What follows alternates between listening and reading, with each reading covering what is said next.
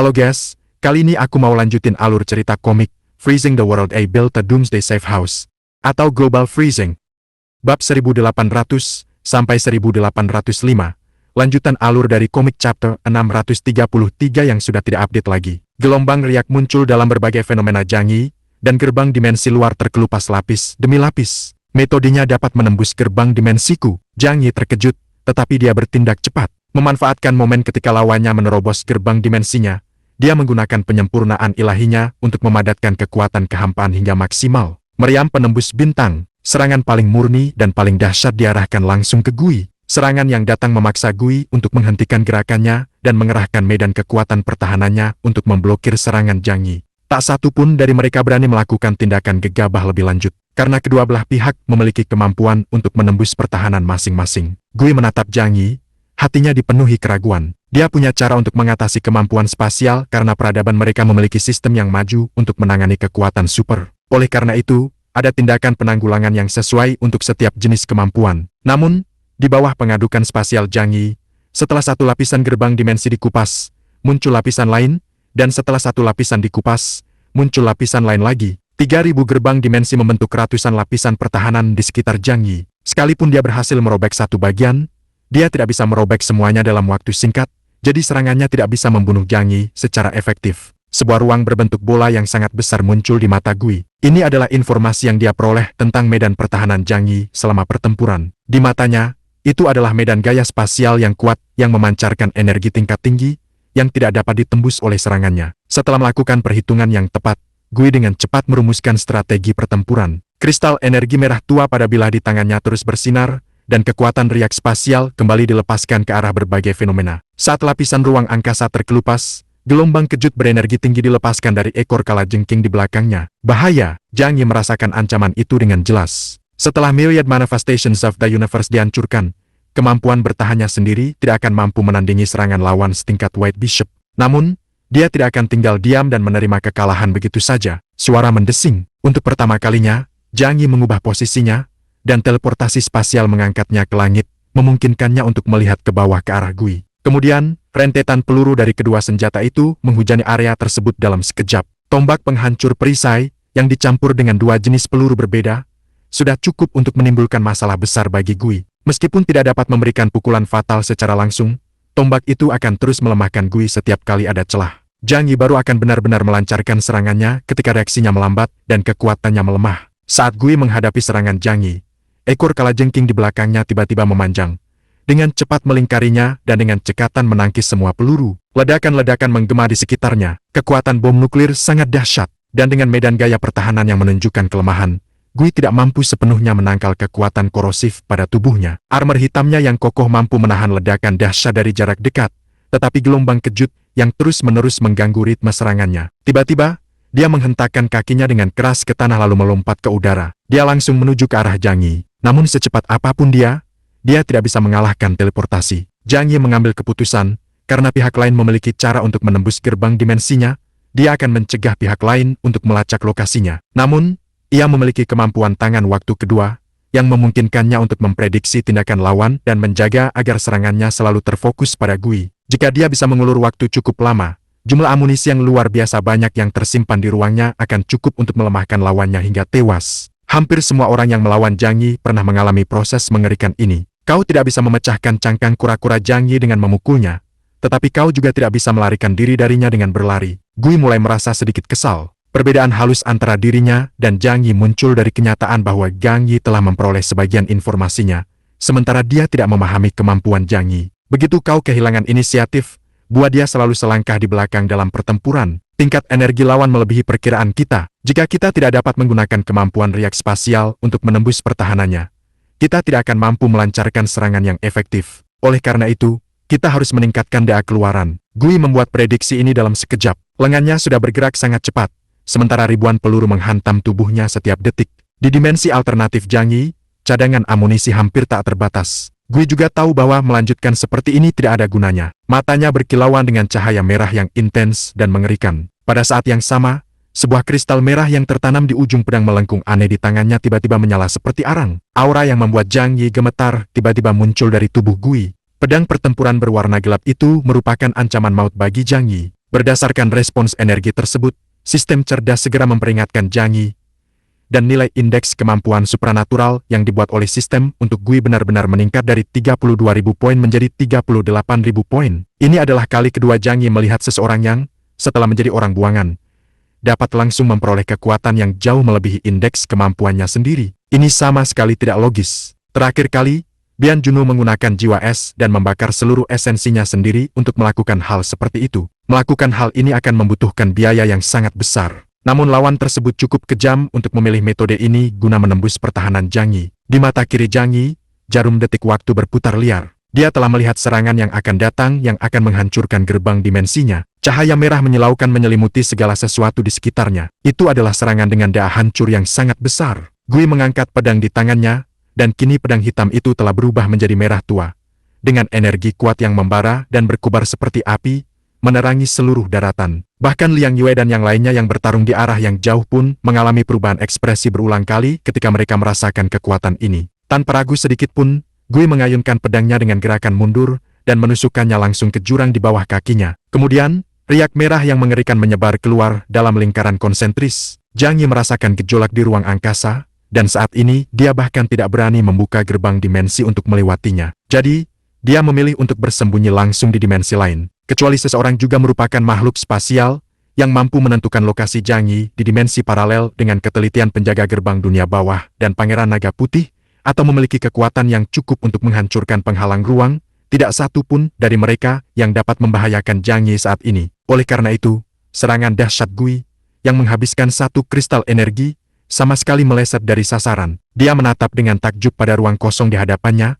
Kemampuan komputasinya gagal mengantisipasi bahwa lawannya dapat menghindari pukulan fatalnya dengan cara ini. Energi merah menyala melonjak di langit tinggi, memicu badai besar. Namun setelah sekian lama, Zhang Yi muncul kembali di hadapannya dari kehampaan. Metode seperti itu sungguh sulit dipercaya. Ini benar-benar mencengangkan. Matanya tertuju pada senjata di tangan Gui. Bilah melengkung di tangannya dan ekor kalajengking di punggungnya sama-sama bertatahkan kristal yang mengandung energi yang sangat kuat. Zhang Yi ingat bahwa itu adalah komponen terpenting dari inti energi bentuk kehidupan mekanik super besar tersebut. Ia dapat langsung melepaskan energi yang jauh melebihi tingkat energinya sendiri. Jika ia adalah bentuk kehidupan berbasis karbon, tubuhnya pasti akan mengalami kerusakan yang sangat besar. Namun, akan lebih mudah dipahami jika itu adalah bentuk kehidupan mekanis atau manusia buatan. Zhang Yi kini yakin bahwa pria di depannya memiliki tubuh mekanik. Hanya dengan cara ini kita dapat menjelaskan secara masuk akal mengapa ia dapat memiliki fisik yang kuat, kecepatan gerak yang sangat tinggi, dan melepaskan metode serangan yang dahsyat secara bersamaan. Makhluk mekanik tipe tempur, jadi peradaban mekanik mengambil jalan yang sama sekali berbeda dari mutan. Zhang Yi merasakan emosi yang mendalam, karena dia dan Lu Kran pernah memiliki pemikiran yang serupa. Tubuh manusia sebenarnya tidak berbeda dengan robot. Namun, jika ada pencipta yang menciptakan segalanya, jelas bahwa dia menciptakan manusia. Robot ini terlalu indah dan sempurna, namun terlalu rapuh. Namun, itu tidak membuat perbedaan. Baik itu kehidupan berbasis karbon atau bentuk kehidupan mekanis, segala sesuatu yang ada di dunia ini memiliki alasannya masing-masing. Zhang Yi menjadi semakin tertarik padanya. Jika aku bisa menguasai teknologi seperti itu dan menciptakan makhluk mekanik yang setara dengan mutan setingkat uskup, maka, bukankah aku akan tak terkalahkan? Kalau begitu, aku tidak perlu keluar dan mempertaruhkan nyawaku setiap hari. Aku bisa mengendalikan mereka bertarung dari rumah secara jarak jauh. Itu akan sangat luar biasa. Zhang Yi menatap Gui di depannya dengan tatapan penuh gairah. Gui tidak menyadari bahwa dia sedang diawasi, tetapi perhitungannya sudah agak kacau. Karena sistem komputasi tidak bisa memberitahu dia secara pasti bagaimana cara membunuh makhluk tak manusiawi dengan kemampuan liarnya itu. Menurut perhitungan, hanya ada satu solusi optimal saat ini, carilah dukungan dari rekan-rekanmu. Dia tidak bisa melarikan diri. Jika tidak, proyek peradaban mekanik di sini akan sulit untuk dilanjutkan. Masalah itu tidak boleh diganggu dalam keadaan apapun. Karena itu adalah kesempatan penting yang telah ditunggu-tunggu oleh seluruh peradaban mereka selama bertahun-tahun. Oleh karena itu, Gui tidak ragu-ragu dan mengirimkan sinyal minta tolong kepada teman-temannya. Duel 1 lawan 1 yang adil, maaf, tapi ini perang, dan memenangkan perang adalah hal yang terpenting. Android ini sama sekali tidak mengerti konsep menjadi seorang pemimpin yang kuat. Pada saat itu, Juserberg, yang telah dilempar jauh oleh Zhang Yi, menatap kosong ke arah pemandangan di hadapannya. Dewa iblis menakutkan yang memperlakukannya seperti mainan itu sebenarnya berhasil melawan chaos hingga mencapai kebuntuan. Kekacauan di kerajaan Huasu. Mungkinkah kekuatannya sudah setara dengan Morana? Pikiran itu terlintas di benak Juserberg, matanya yang biru membesar. Pada saat itu, pasukan Berata akhirnya tiba terlambat, bergegas dari jauh untuk memberikan dukungan. Indra tidak dapat menghubungi Juserberg menggunakan peralatan komunikasinya sendiri. Tetapi bahkan dari jarak yang sangat jauh di kota Orto, dia dapat merasakan bahwa perang telah pecah di sana. Entah itu deru medan perang atau fluktuasi energi yang dahsyat, semuanya tampak jelas seperti api yang menyebar di seluruh negeri. Kita sudah terlambat. Indra sudah tahu bahwa Zhang Yi dan kelompoknya telah tiba, jadi dia tidak terlalu terkejut. Ashura meliriknya dan berkata, bukankah ini bahkan lebih baik? Dengan kehadiran mereka di sini, peluang kita untuk memenangkan pertempuran ini jauh lebih besar. Dia tahu betul betapa kuatnya Zhang Yi. Indra mengerutkan kening sedikit. Apakah aku membutuhkan bantuan mereka? Dia mencibir. Aku hanya kesal karena mereka mencuri sumber daya yang seharusnya menjadi milik kita. Saat ini, aku lebih suka mereka tidak ada di sini, dan membiarkan kita bertarung dengan layak melawan makhluk-makhluk mekanik itu. Ashura tetap diam. Dia tahu betapa keras kepala Indra sebenarnya. Namun tak lama kemudian, seolah sebagai respons terhadapnya, tanah di depan kereta tiba-tiba ambruk. Pengemudi bereaksi cepat dan berbelok tajam, mencegah kereta api terjun ke bawah tanah. Segera setelah itu, sebuah lengan mekanik raksasa muncul dari bawah tanah, menempel di tepi tanah dan tampak di hadapan mereka. Sesosok makhluk mekanik raksasa berdiri di depan kereta bereta, sebuah kontras yang mencolok dengan kepiting dan cacing tanah. Ketika Indra melihat ini, senyum dingin tersungging di sudut mulutnya. Waktu yang tepat, dia dengan senang hati menerima persediaan yang diantarkan ke rumahnya. Namun sebelum dia sempat tertawa lama, dua makhluk mekanik raksasa lainnya merangkak keluar dari bawah tanah yang runtuh.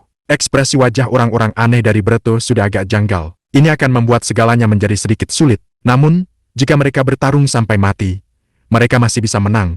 Tetapi banyak dari para mutan itu mungkin harus mengorbankan diri mereka sendiri di sini. Indra melompat keluar dari mobil dan berdiri di atas kereta, memperlihatkan wujud 3 dalam 1-nya yang menakjubkan. Sepertinya pasukan utama Legiun Mekanik sudah tiba. Haha, aku mengerti, Chaos pasti sedang mengalami masa yang sangat sulit. Pada akhirnya, kita tetap harus mengandalkan aku. Dengan gerakan penuh kemenangan, Indra mengulurkan tangannya, dan kekuatan supranaturalnya terwujud menjadi payung jaring surgawi yang terhormat di tangannya. Menghadapi ketiga makhluk mekanik raksasa itu, dia mengangkat payung jaring surgawi dengan kedua tangannya, dan semburan emas mengalir keluar dari ujung payung, seperti pedang emas yang mengarah langsung ke salah satu makhluk mekanik raksasa tersebut. Namun, ketika energi mengerikan itu mendekati makhluk mekanik raksasa tersebut, energi itu tiba-tiba diblokir oleh kekuatan tak terlihat. Meskipun menghancurkan bumi, kekuatan itu sama sekali tidak melukai makhluk mekanik raksasa tersebut. Pupil mata Indra menyempit tajam. Bagaimana mungkin ini terjadi? Ini sangat aneh. Meskipun makhluk mekanik tersebut memiliki medan kekuatan pertahanan, melalui beberapa pertempuran dan pertukaran informasi antara pasukan mutan dari berbagai negara, mereka secara bertahap menemukan cara untuk menghadapinya. Sekalipun serangan dahsyat setingkat gereja Katolik tidak mampu menghancurkan makhluk mekanik super besar, hal itu tetap tidak akan sia-sia. Tepat saat itu, kehadiran aneh tiba-tiba muncul di pandangannya. Benda itu terletak di bagian kepala makhluk mekanik super besar di tengah. Karena ukurannya terlalu kecil dibandingkan, Indra awalnya tidak menyadarinya. Itu adalah makhluk humanoid berwarna hitam pekat dengan 6 lengan mekanik, memegang palu yang sangat berat berbentuk seperti gada berduri. Indra tidak menyangka bahwa mereka akan bertemu lawan terkuat mereka segera setelah tiba di sini. Setelah pertempuran dimulai, situasi yang dihadapi Bretet jauh lebih berbahaya daripada situasi yang dihadapi Zhang Yi dan kelompoknya. Karena jika dilihat dari segi kekuatan tempur secara keseluruhan, mereka bukanlah tandingan bagi para mutan di bawah komando Zhang Yi. Zhang Yi dan Gui terlibat dalam pertempuran panjang, dan dia harus terus waspada terhadap Gui yang menggunakan kemampuan yang dapat meledakkan gerbang dimensinya lagi. Namun, setelah menggunakan kemampuan itu, Zhang Yi jelas merasakan bahwa kekuatan Gui telah melemah. Meskipun tidak banyak, hal itu jelas terlihat dalam pertarungan antara individu dengan kekuatan yang serupa. Kristal energi merah itu juga merupakan sumber kekuatannya sendiri. Menarik, kurasa aku mengerti sesuatu. Makhluk hidup mekanik memiliki metode penyediaan daya yang relatif sederhana, dan efektivitas tempur mereka secara alami melemah seiring dengan berkurangnya energi mereka. Zhang Yi sama sekali tidak terburu-buru. Lagi pula, sudah ada bala bantuan di kejauhan yang membantunya menahan legiun mekanik lainnya, jadi dia bisa tinggal di sini dan bersenang-senang dengan Gui. Pedang Gui menari tanpa henti, kecepatannya begitu tinggi sehingga menciptakan bayangan yang tak terhitung jumlahnya. Sinar energi merah menyala seperti ular tanpa henti menyerang arah Zhang Yi, tetapi sia-sia. Setelah Zhang Yi bersiap, dia akan menghindari turbulensi spasial yang dapat mengguncang dan membuka gerbang dimensi terlebih dahulu. Dia tidak lagi terlibat dalam pertarungan langsung dengan Gui, karena dia bisa menghindari semua serangan Gui. Tetapi dia memiliki satu gerakan yang sama sekali tidak bisa dihindari oleh Gui. Itulah gembok di kepala, penyucian alam ilahi. Pertahanan Gui sangat kuat, tetapi dia bisa memblokir gerakan mematikan Zhang Yi sekali, 2 kali, 3 kali. Tetapi dia tidak bisa terus memblokirnya selamanya. Tombak pemecah perisai memainkan peran penting dalam proses ini. Setelah medan gaya pertahanan hancur, satu-satunya cara pertahanan yang tersisa baginya adalah tubuh mekaniknya. Di medan perang lain, burung hantu salju milik Lu Kran memainkan peran penting, dan dengan bantuan Liang Yue dan yang lainnya, burung hantu itu telah menghancurkan 3 bentuk kehidupan mekanik super besar. Perang telah berkembang ke arah yang sepenuhnya menguntungkan Zhang Yi. Bukan berarti kemampuan Gui tidak memadai. Dia memiliki sistem pertarungan terkuat, dengan serangan dan pertahanannya mencapai level tinggi yang setara dengan seorang uskup, dan dia bahkan memiliki jurus mematikan seperti Overlord. Jika berhadapan dengan pemain super berbakat setingkat uskup biasa, itu pasti akan menjadi ancaman besar bagi lawan. Namun orang yang dia temui adalah Zhang Yi, seseorang yang pertahanannya sudah maksimal,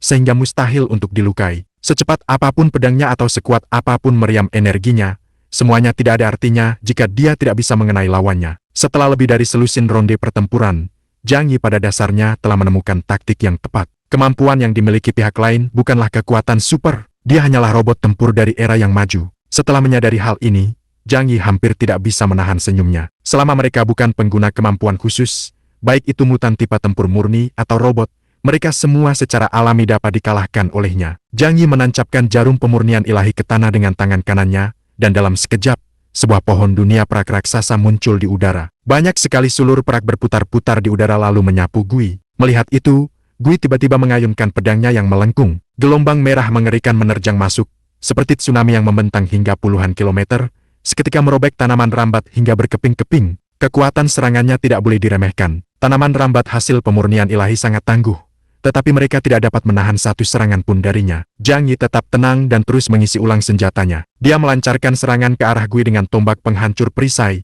sementara pistol di tangan lainnya sudah terisi penuh dengan peluru nuklir.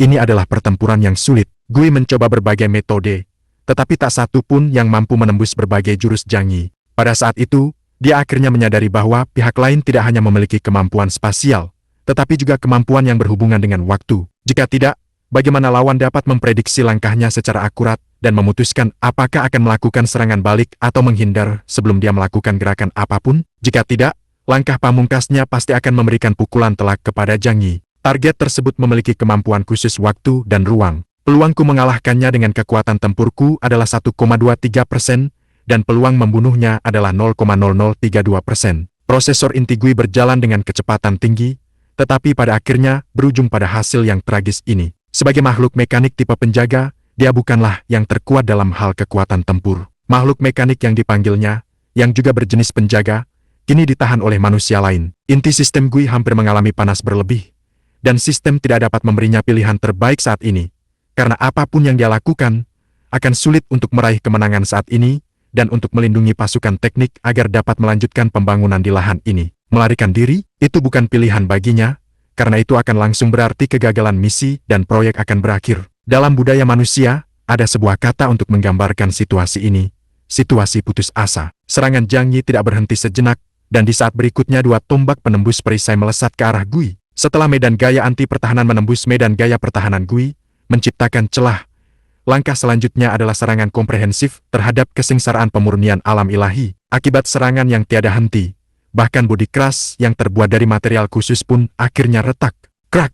Badan logam gelapnya mengeluarkan suara seperti sedang diputar dengan paksa, dan tekanan terus-menerus akhirnya membuatnya berubah bentuk. Gui menyadari ada sesuatu yang salah, dan akhirnya dia melancarkan serangan kedua dengan membakar kristal energi. Gelombang energi merah menyala berkobar liar ke segala arah dari tengah pedangnya. Gelombang itu menyapu daratan, menghancurkan segala sesuatu yang terlihat. Kali ini, Zhang Yi tidak memilih untuk melarikan diri ke kehampaan, karena serangan Gui tidak lagi ditujukan kepadanya, melainkan ke medan perang yang berjarak puluhan kilometer. Jika Zhang Yi berhasil menghindar kali ini, maka legiun mekanik dan pasukan bayangan di medan perang akan semuanya diserang tanpa pandang bulu. Gui yakin bahwa Zhang Yi akan turun tangan untuk menyelamatkan temannya, itulah sebabnya dia menggunakan cara-cara seperti itu. Taktik yang luar biasa. Tangan kedua mata kiri Zhang Yi berbalik 3 detik, memungkinkannya untuk mengantisipasi gerakan lawan dan merumuskan rencana. Jadi, ketika Gui hendak membakar kristal energi dan melancarkan serangan dahsyat, dia terlebih dahulu melancarkan rentetan serangan terus-menerus terhadapnya. Hujan peluru menghujani Gui dengan intensitas 10 kali lipat dari sebelumnya. Di antara peluru-peluru itu terdapat tombak yang mampu menembus perisai, memaksa Gui untuk menggunakan pedang di tangannya untuk menangkis peluru-peluru tersebut. Rentetan peluru menghujani mereka seperti banjir. Hanya dalam beberapa menit pertempuran, Zhang Yi telah menembakkan ratusan ribu peluru, sebuah taktik yang mengabaikan segala konsekuensi. Keuntungan dari hal ini adalah ia dapat mempertahankan negaranya sendiri semaksimal mungkin. Akibat pengaruh Zhang Yi, ritme serangan Gui menjadi kacau. Zhang Yi telah memutuskan bahwa dia tidak akan pernah memberi Gui kesempatan lagi untuk melancarkan serangan semacam itu. Jadi, ketika waktu pendinginan pemurnian alam ilahi berakhir, dia mengubah metode serangannya. Pemurnian alam ilahi adalah jurus mematikan yang sangat ampuh yang dipahami Zhang Yi setelah menguasai kekuatan ruang hingga tingkat tertentu. Berpusat pada area tertentu, keruntuhan spasial besar-besaran terjadi di seluruh area berbentuk bola tersebut. Gerakan ini diciptakan setelah ia memperoleh pemahaman yang lebih dalam tentang kekuatan spasial setelah kekuatannya mencapai level kereta perang hitam. Sekarang, setelah Zhang Yi menjadi uskup, dia memiliki kendali yang lebih tepat atas kekuatan spasial. Oleh karena itu, serangannya lebih tepat sasaran. Shi Jimiao membuat prediksi tentang tindakan Gui dan menentukan lokasinya. Kemudian, kekuatan kehampaan di dalam mata kanan mulai terdistorsi, dan di tengah cahaya dan bayangan yang kacau, area target dalam bidang pandang juga mulai terdistorsi dengan hebat. Pedang Gui bergerak begitu cepat sehingga hampir tak terlihat oleh mata telanjang. Tetapi Zhang Yi berhasil menangkap gerakannya dengan tepat. Sebuah kekuatan dahsyat muncul di pergelangan tangannya. Kekuatan penyucian alam ilahi terkonsentrasi di titik itu pada pergelangan tangan Gui, dan kemudian dia tiba-tiba mengerahkan kekuatan. Seluruh ruang berbentuk bola itu runtuh seketika, dan kekuatan seorang ahli setingkat uskup meledak di simpul spasial di pergelangan tangannya. Krek!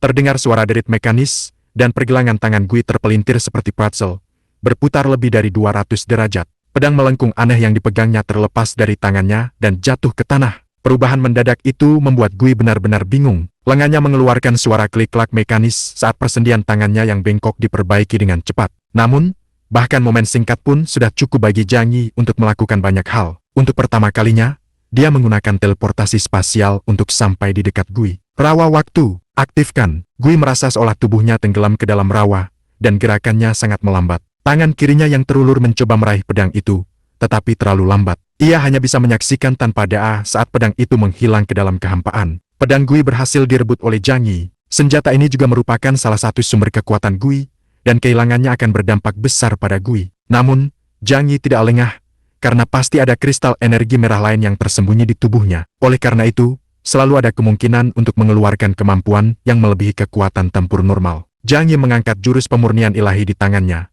mengarahkannya ke tubuh Gui, dan menembakkan meriam penembus bintang tepat ke arahnya. Ledakan kekuatan pada jarak dekat itu begitu cepat, sehingga bahkan Gui pun tidak mampu menahannya. Senjatanya telah hilang, dan dia hanya bisa mengandalkan ekor kalajengking raksasa di belakangnya untuk bertahan dari serangan Zhang Yi. Ekor kalajengking itu memanjang hingga puluhan meter, melingkari tubuh Gui, sementara medan kekuatan pertahanan diaktifkan di depannya. Dar, meriam penembus bintang berwarna hitam pekat itu menembak langsung ke arah medan gaya pertahanan. Tetapi kali ini, di bawah benturan yang dahsyat, medan gaya pertahanan itu benar-benar mulai retak. Krak!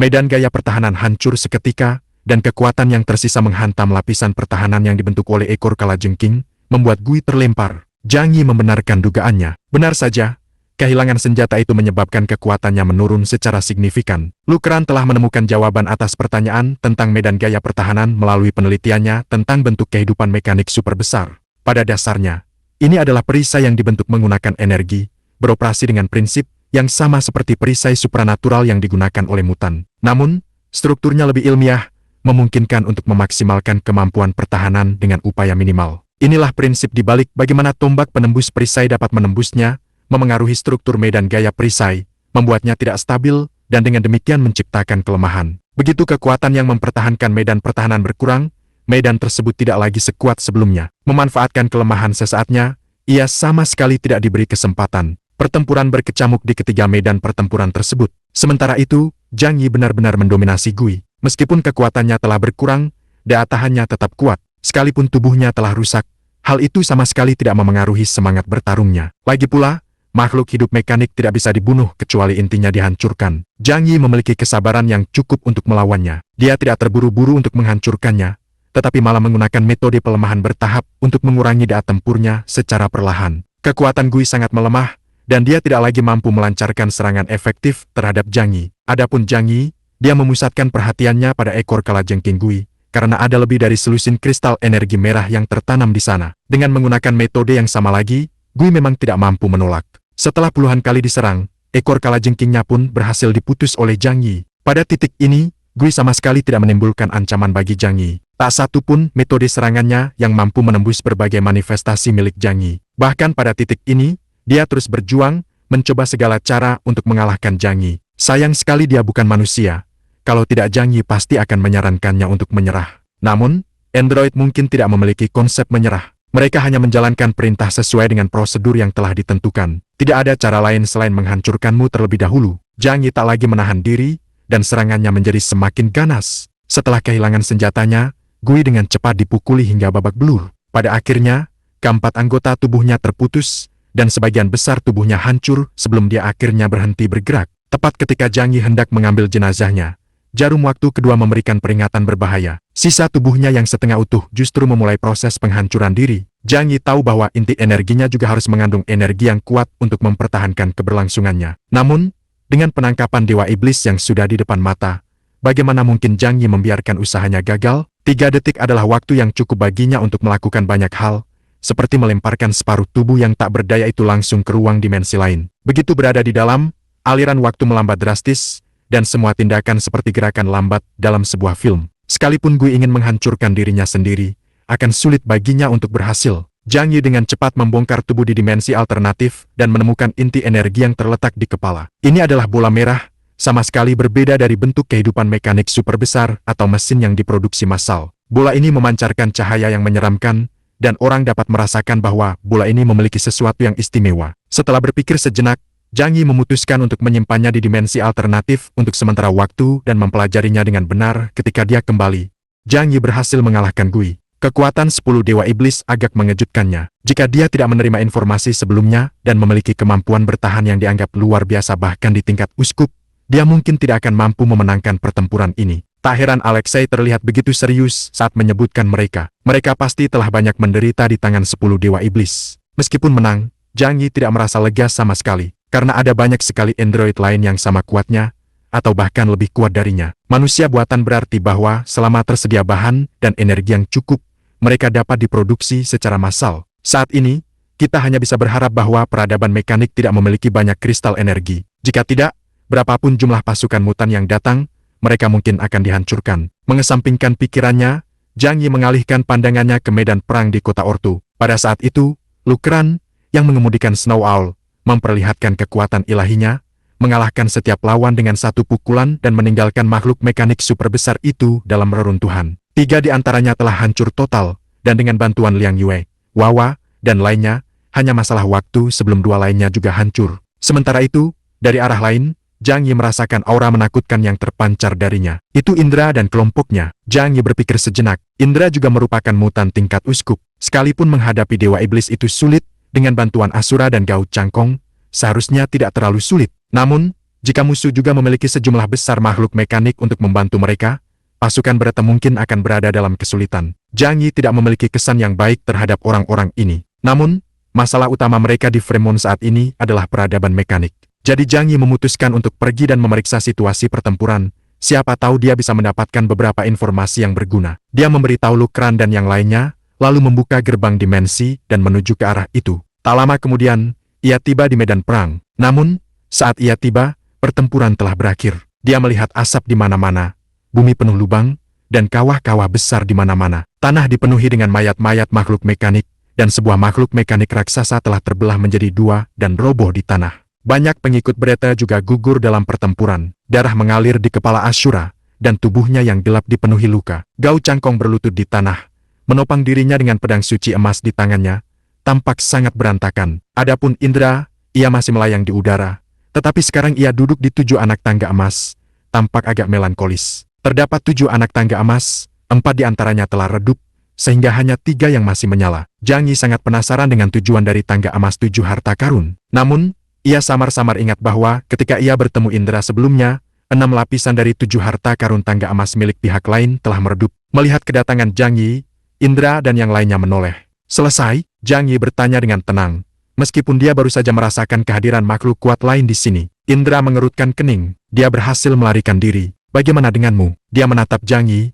Matanya dipenuhi keraguan dan ketidakpuasan. Meskipun sulit untuk diakui, kedatangan Zhang Yi di sini mungkin juga berarti bahwa perjuangannya telah berakhir. Namun Indra sangat ingin mendengar dari Zhang Yi bahwa Dewa Iblis itu telah melarikan diri, bukan bahwa Zhang Yi telah mengalahkannya. Namun, semuanya tidak berjalan sesuai rencana. Zhang Yi berkata dengan tenang, kita menang. Dua kata sederhana itu membuat ekspresi Indra berubah agak tidak menyenangkan. Sepertinya pertempuran di pihakku telah berakhir, jadi ia memutuskan bahwa tidak perlu melanjutkan pertempuran, dan dengan demikian meninggalkan tempat ini kan? Tiba-tiba, Indra berdiri dari anak tangga emas bertatahkan 7 permata, tubuhnya yang kekar bertelanjang dada, tampak perkasa dan kuat. Dia mengeluh, jika kau tidak datang, dia tidak akan ketakutan dan pergi. Kau mengganggu perburuanku. Mendengar itu, Zhang Yi menatap Indra dalam-dalam, lalu mencibir, apakah kau tidak mengerti arti berburu? Dalam berburu, pengejaran adalah bagian yang sangat penting. Jika kau mampu, kau tidak akan membiarkan mangsamu lolos. Pada titik ini,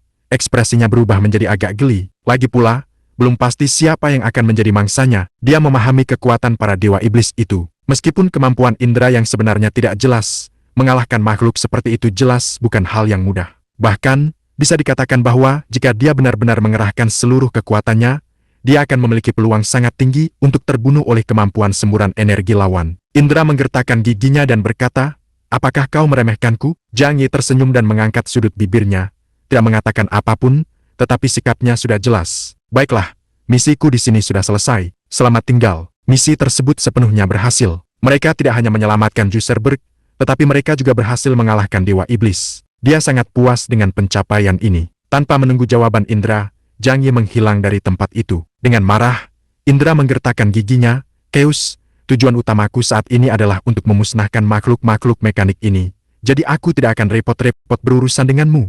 Tapi tunggu saja, suatu hari nanti aku akan menyelesaikan masalah ini denganmu. Gao Changkong memperhatikan sosok Zhang Yi yang pergi.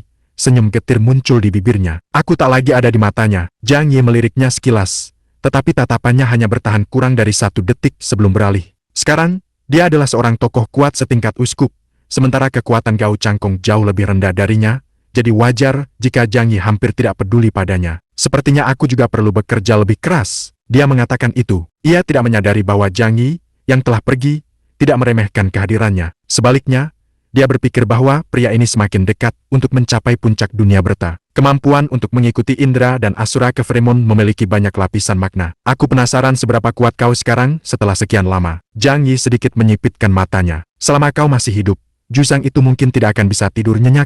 Tapi apa hubungannya dengan dia? Zhang Yi tiba di medan perang. Pertempuran hampir berakhir. Meskipun terluka, Juserberg berjalan menuju Zhang Yi, menatapnya dengan tatapan yang kompleks dan penuh hormat. Terima kasih telah menyelamatkan hidupku, Lord Chaos. Dia menundukkan kepala, nada suaranya penuh rasa terima kasih dan hormat. Zhang Yi berjalan mendekat dan melihat bahwa lukanya tidak fatal, tidak repot-repot meminta Jaukir untuk mengobatinya. Mutan dengan kemampuan setara Black Chariot tidak mudah dibunuh kecuali kepalanya dipenggal. Vitalitas mereka sangat kuat, yang merupakan salah satu keunggulan terbesar dari para mutan ini. Mereka tangguh dan mampu menahan kerusakan berat. Aku di sini untuk memberikan dukungan atas permintaan pimpinan Fremon. Umat manusia saat ini menghadapi ancaman dari peradaban mekanik, dan kita adalah sekutu. Ini masalah sepele. Zhang Yi berkata sambil tersenyum tipis. Tunggu di sini sebentar, aku akan segera kembali. Zhang Yi bergegas ke medan perang dan membantu Lukran dan yang lainnya dalam pekerjaan pembersihan. Para anggota pasukan bayangan, yang terlibat dalam pertempuran sengit,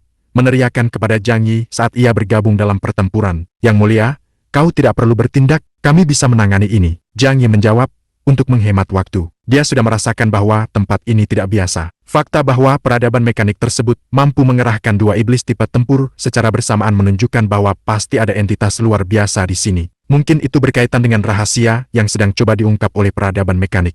Zhang Yi memutuskan untuk berpacu dengan waktu dan menemukan rahasia itu sebelum pasukan lain tiba. Dengan bantuan Zhang Yi, semua makhluk mekanik itu dapat dengan cepat diatasi. Zhang Yi menyimpan sisa-sisa tubuh mereka di dimensi alternatifnya, lalu menatap ke bawah ke lubang yang telah digali sedalam ratusan meter. Dia mengerutkan kening, karena tahu bahwa mungkin ada sesuatu di bawah tanah yang telah menarik perhatian peradaban mekanik tersebut. Zhang Yi menyuruh semua orang memasuki ruang bayangan untuk mencegah orang lain menghadapi bahaya di darat setelah dia pergi. Kemudian bukalah gerbang dimensi dan terjunlah ke kedalaman bumi. Menyelam, menyelam, terus menyelam. Dia ingin mengetahui apa yang ada di bawah bumi. Fungsi eksplorasi sistem cerdas itu selalu aktif, dan jika ada reaksi energi khusus, itu pasti dapat terdeteksi. Tak lama kemudian, Zhang Yi turun hingga kedalaman 20.000 meter di bawah tanah. Sistem eksplorasi tidak merespons. Zhang Yi mengerutkan kening. Pada kedalaman ini, mereka sudah menemukan populasi kelabang di bawah pegunungan Qinling. Lanjutkan ke bawah. 30.000 meter, 40.000 meter.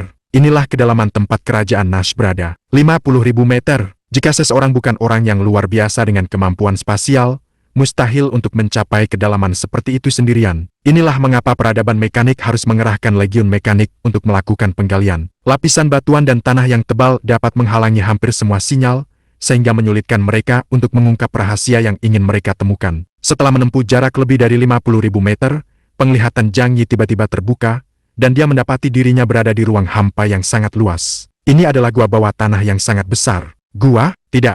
Menyebutnya gua terlalu sempit. Ini jelas merupakan dunia bawah tanah yang luas. Dugaan Zhang Yi terkonfirmasi. Memang ada sesuatu yang istimewa di sini. Dunia bawah tanah yang familiar, dengan kabut biru yang berputar-putar di langit, memiliki sistem pencahayaan yang unik meskipun tanpa kehadiran matahari. Dia melayang tinggi di udara, memandang ke bawah ke dunia di bawahnya. Benar-benar ada peradaban bawah tanah di sini. Tempat itu sunyi dan tak bernyawa. Di hadapan matanya terbentang hamparan reruntuhan yang luas. Ukuran kota itu sungguh di luar imajinasi Zhang Yi. Reruntuhannya saja ratusan kali lebih besar dari kota Tianhai. Banyak bangunan yang telah lama lapuk, hanya menyisakan garis besar kota yang samar, menunjukkan bahwa bangunan-bangunan itu telah berdiri selama bertahun-tahun. Zhang Yi dengan tenang mengamati semuanya, tetapi tidak menemukan makhluk hidup. Dia turun dengan hati-hati dan segera tiba di atas kota. Ini adalah kota berbentuk spiral dengan bangunan-bangunan yang sangat unik dan besar. Zhang Yi menghitung ukuran rumah tersebut dan membandingkannya dengan ukuran manusia. Dia menyimpulkan bahwa makhluk yang tinggal di dalamnya pasti berukuran sekitar 2 kali ukuran manusia. Debu ada di mana-mana. Dunia bawah tanah sangat sunyi,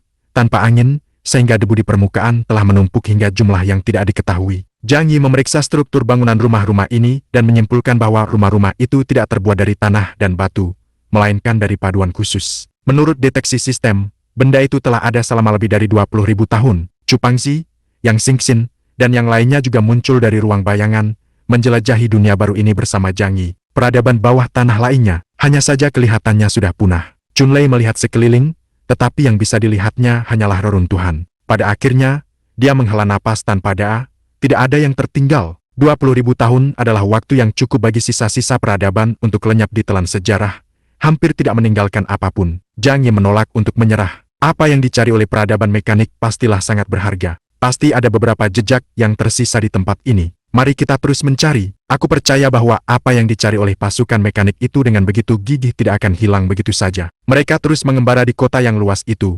Tetapi selain reruntuhan bangunan, tidak ada barang berharga yang tertinggal. Yang Xingxin berkata, ini adalah area tempat tinggal. Jadi tentu saja kebutuhan sehari-hari tidak dapat dilestarikan. Tapi aku percaya bahwa jika sebuah peradaban akan lenyap, ia pasti akan berusaha melestarikan jejak keberadaannya dengan cara yang khusus. Zhang Yi berpikir sejenak dan berkata, tempat ini sangat luas, ini adalah negara yang sangat besar. Jika kita menggunakan metode konvensional untuk mencari, kita tidak akan memiliki cukup tenaga kerja. Yang Xingxin menjawab, aku punya cara yang bisa kucoba. Metode apa? Yang Xingxin berkata, hancurkan semuanya di sini. Jika peradaban prasejarah ini ingin melestarikan sesuatu, mereka pasti akan melakukannya dengan cara yang paling aman dan tidak akan mudah dihancurkan. Jadi, mari kita ratakan semuanya sampai ke tanah. Mari kita lihat apa yang tersisa. Zhang Yi memikirkannya dan merasa bahwa kata-kata yang Xingxin sangat masuk akal. Jika bahkan peradaban mekanik pun menginginkan sesuatu, maka peradaban itu pasti jauh lebih maju daripada peradaban manusia. Oleh karena itu, sangat kecil kemungkinan barang-barang yang mereka simpan akan dihancurkan oleh Zhang Yi dan kelompoknya. Karena tidak ada cara yang lebih baik, mari kita lakukan dengan cara ini. Zhang Yi memilih metode paling sederhana, dia membawa semua orang ke langit, lalu memaksimalkan kekuatannya dan menembakkan meriam penembus bintang tepat di tengah kota. Energi gelap terpancar dari telapak tangan Zhang Yi, bukan dengan maksud menembus, melainkan garis hitam yang membentang ribuan meter dari langit hingga ke tanah, dan kemudian gelombang energi besar menyapu ke segala arah. Reruntuhan bangunan yang telah bertahan selama puluhan ribu tahun tanpa hancur sepenuhnya juga berserakan seperti debu, dan gelombang kejut menyebar keluar. Seluruh permukaan tanah ambles ratusan meter ke bawah, tidak menyisakan apapun untuk bersembunyi. Metode serangan seperti itu memang berhasil mengungkap struktur khusus di bawah tanah. Ketika Zhang Yi dan yang lainnya tiba, mereka terkejut menemukan sebuah laboratorium bawah tanah yang sangat besar. Seluruh objek tersebut tersusun dari kristal hitam khusus, dan setelah diperiksa lebih dekat, hampir sulit dipercaya bahwa itu adalah peninggalan sejarah. Karena permukaannya hampir tidak memiliki jejak sejarah, maka permukaannya sehalus cermin. Ukuran bangunan ini mirip dengan tempat berlindung Zhang Yi,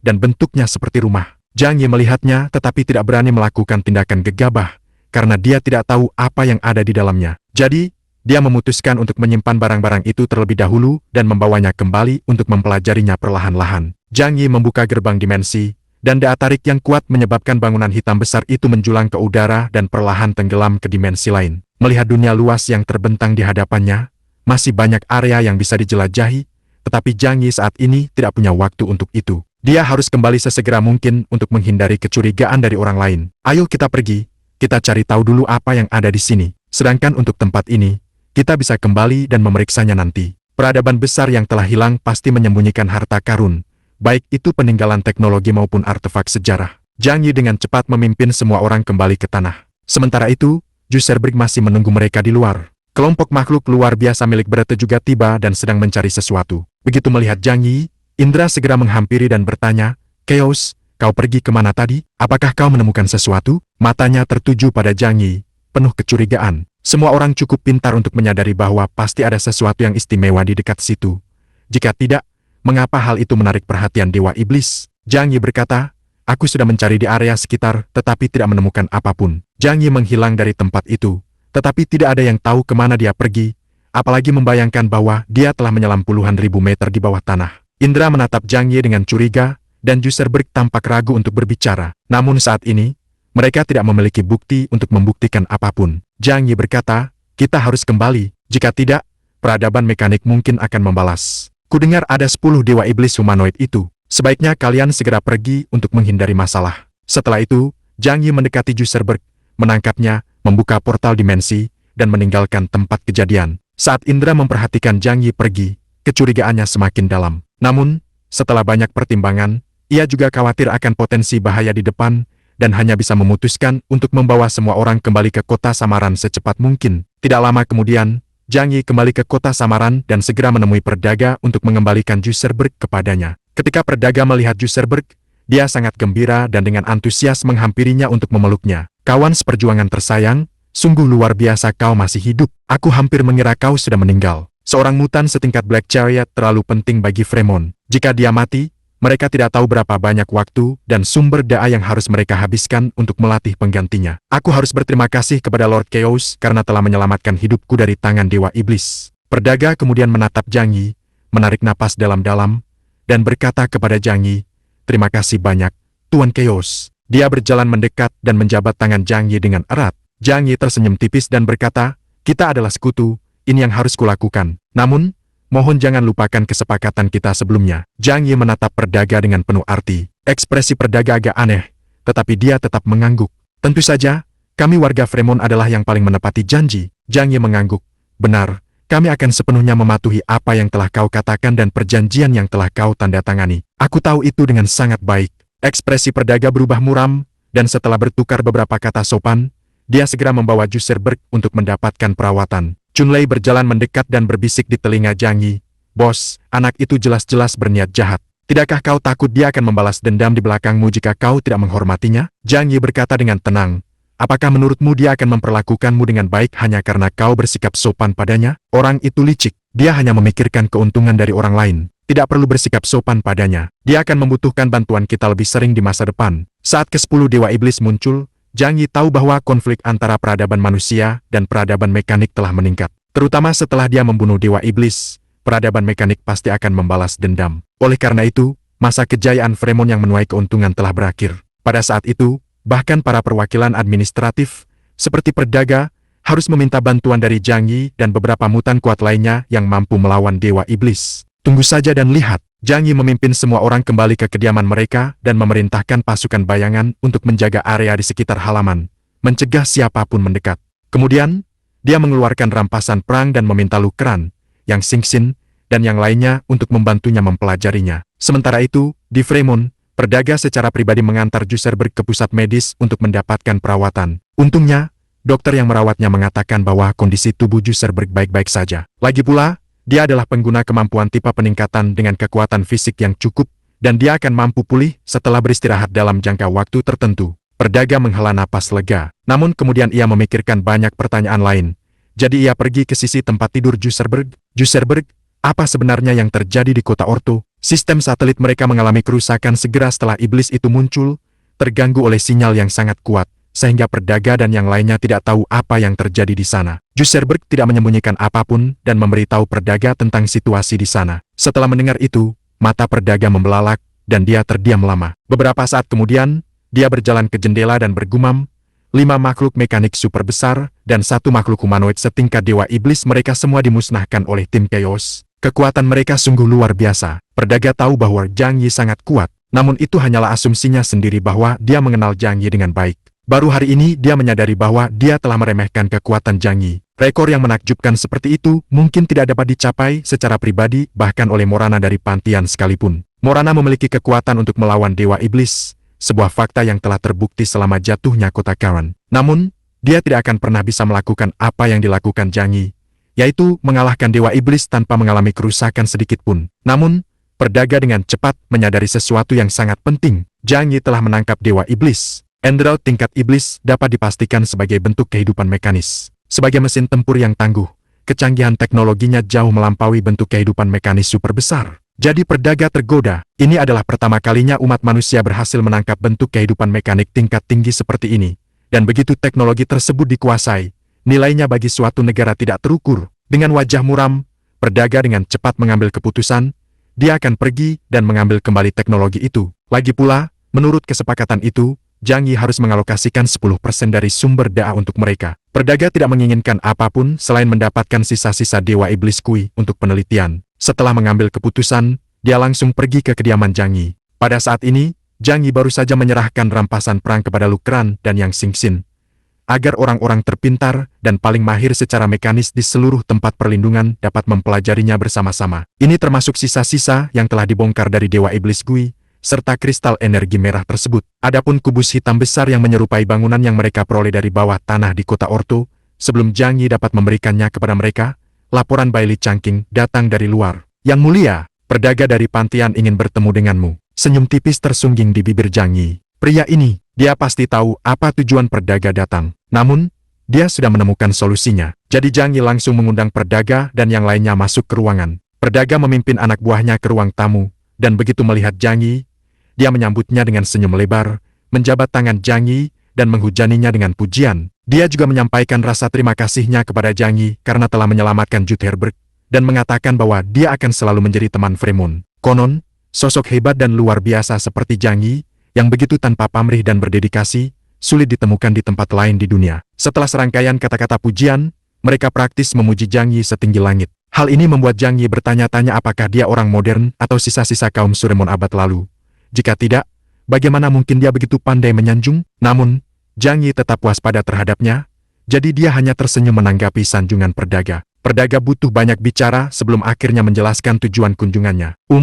Tuan Chaos, aku ingin tahu apakah kau masih ingat kesepakatan kita sebelumnya. Kami, Fremon, akan mengambil 10% dari rampasan perang yang kau peroleh di medan perang. Zhang Yi tersenyum dan berkata terus terang, aku ingat, aku, Chaos, adalah orang yang menepati janji. Perdaga tertawa dan berkata, bagus, kudengar kau berhasil menangkap salah satu dari 10 Dewa Iblis Kui kali ini. Jadi sumber dayanya juga harus dibagi di antara kita, 10%. Zhang Yi, dengan kelopak mata yang terkulai, menyentuh hidungnya dan berkata, hah, Perdaga, ini janji kami. Mata biru Perdaga tertuju pada Zhang Yi. Zhang Yi mengerutkan kening, tapi aku menyelamatkan Juserberg. Tidakkah menurutmu dia pantas mendapatkan 10% dari rampasan perang? Seorang mutan setingkat Black Chariot dengan potensi tak terbatas tentu bernilai lebih dari itu. Perdaga meninggikan suara, tentu saja tidak. Menyelamatkan Juserberg adalah syarat yang kita sepakati sejak awal. Jika bukan karena itu, mengapa kita mengurangi komisi kita menjadi 10%? Zhang Yi tersenyum dan mengangkat bahu. Baiklah, jika kau tetap bersikeras mengatakan itu, aku tidak bisa berbuat apa-apa. Kali ini aku akan memberimu 10% dari rampasan perang. Perdaga menghela napas lega, lalu berkata dengan tergesa-gesa, kalau begitu, serahkan sekarang juga, aku akan membawanya. Dia sekarang terburu-buru untuk membawa kembali tubuh Dewa Iblis itu untuk penelitian. Baik itu material yang digunakan dalam struktur tubuhnya, sistem pasokan energi khususnya, atau bahkan mekanisme medan gaya pertahanan yang lebih kuat, semuanya adalah harta yang tak ternilai harganya. Jangan terburu-buru, barangnya terlalu banyak, aku khawatir kalian tidak bisa membawa semuanya hanya dengan beberapa orang. Zhang Yi berkata dengan tenang. Perdaga mengerutkan kening, berapa harganya jika itu hanya 1/10 dari sisa-sisa Dewa Iblis? Zhang Yi menatapnya dengan geli. Siapa bilang aku akan memberimu sisa-sisa Dewa Iblis? Ekspresi Perdaga tiba-tiba berubah. Zhang Yi melanjutkan, 1/10 dari rampasan perang juga yang akan kuberikan padamu. Apa? Kau hanya mendapat 1/10? Dan kau masih ingin menentukan jenis rampasan perang apa yang kau inginkan? Lagi pula, tahukah kau betapa kokohnya tubuh Dewa Iblis itu? Kekuatannya jauh berbeda dibandingkan model-model sebelumnya. Aku juga tidak bisa membaginya untukmu dengan tingkat ketelitian seperti itu. Pernyataan itu benar. Sebagai mecha tipe tempur, tubuh Dewa Iblis terbuat dari material yang sangat kokoh. Bahkan lebih kuat dari logam Yi yang saat ini digunakan oleh Zhang Yi. Hanya untuk menembus pertahanan tubuhnya, Zhang Yi harus menggunakan kekuatan pemurnian alam ilahi untuk menghujaninya puluhan kali sebelum dia bisa berubah bentuk.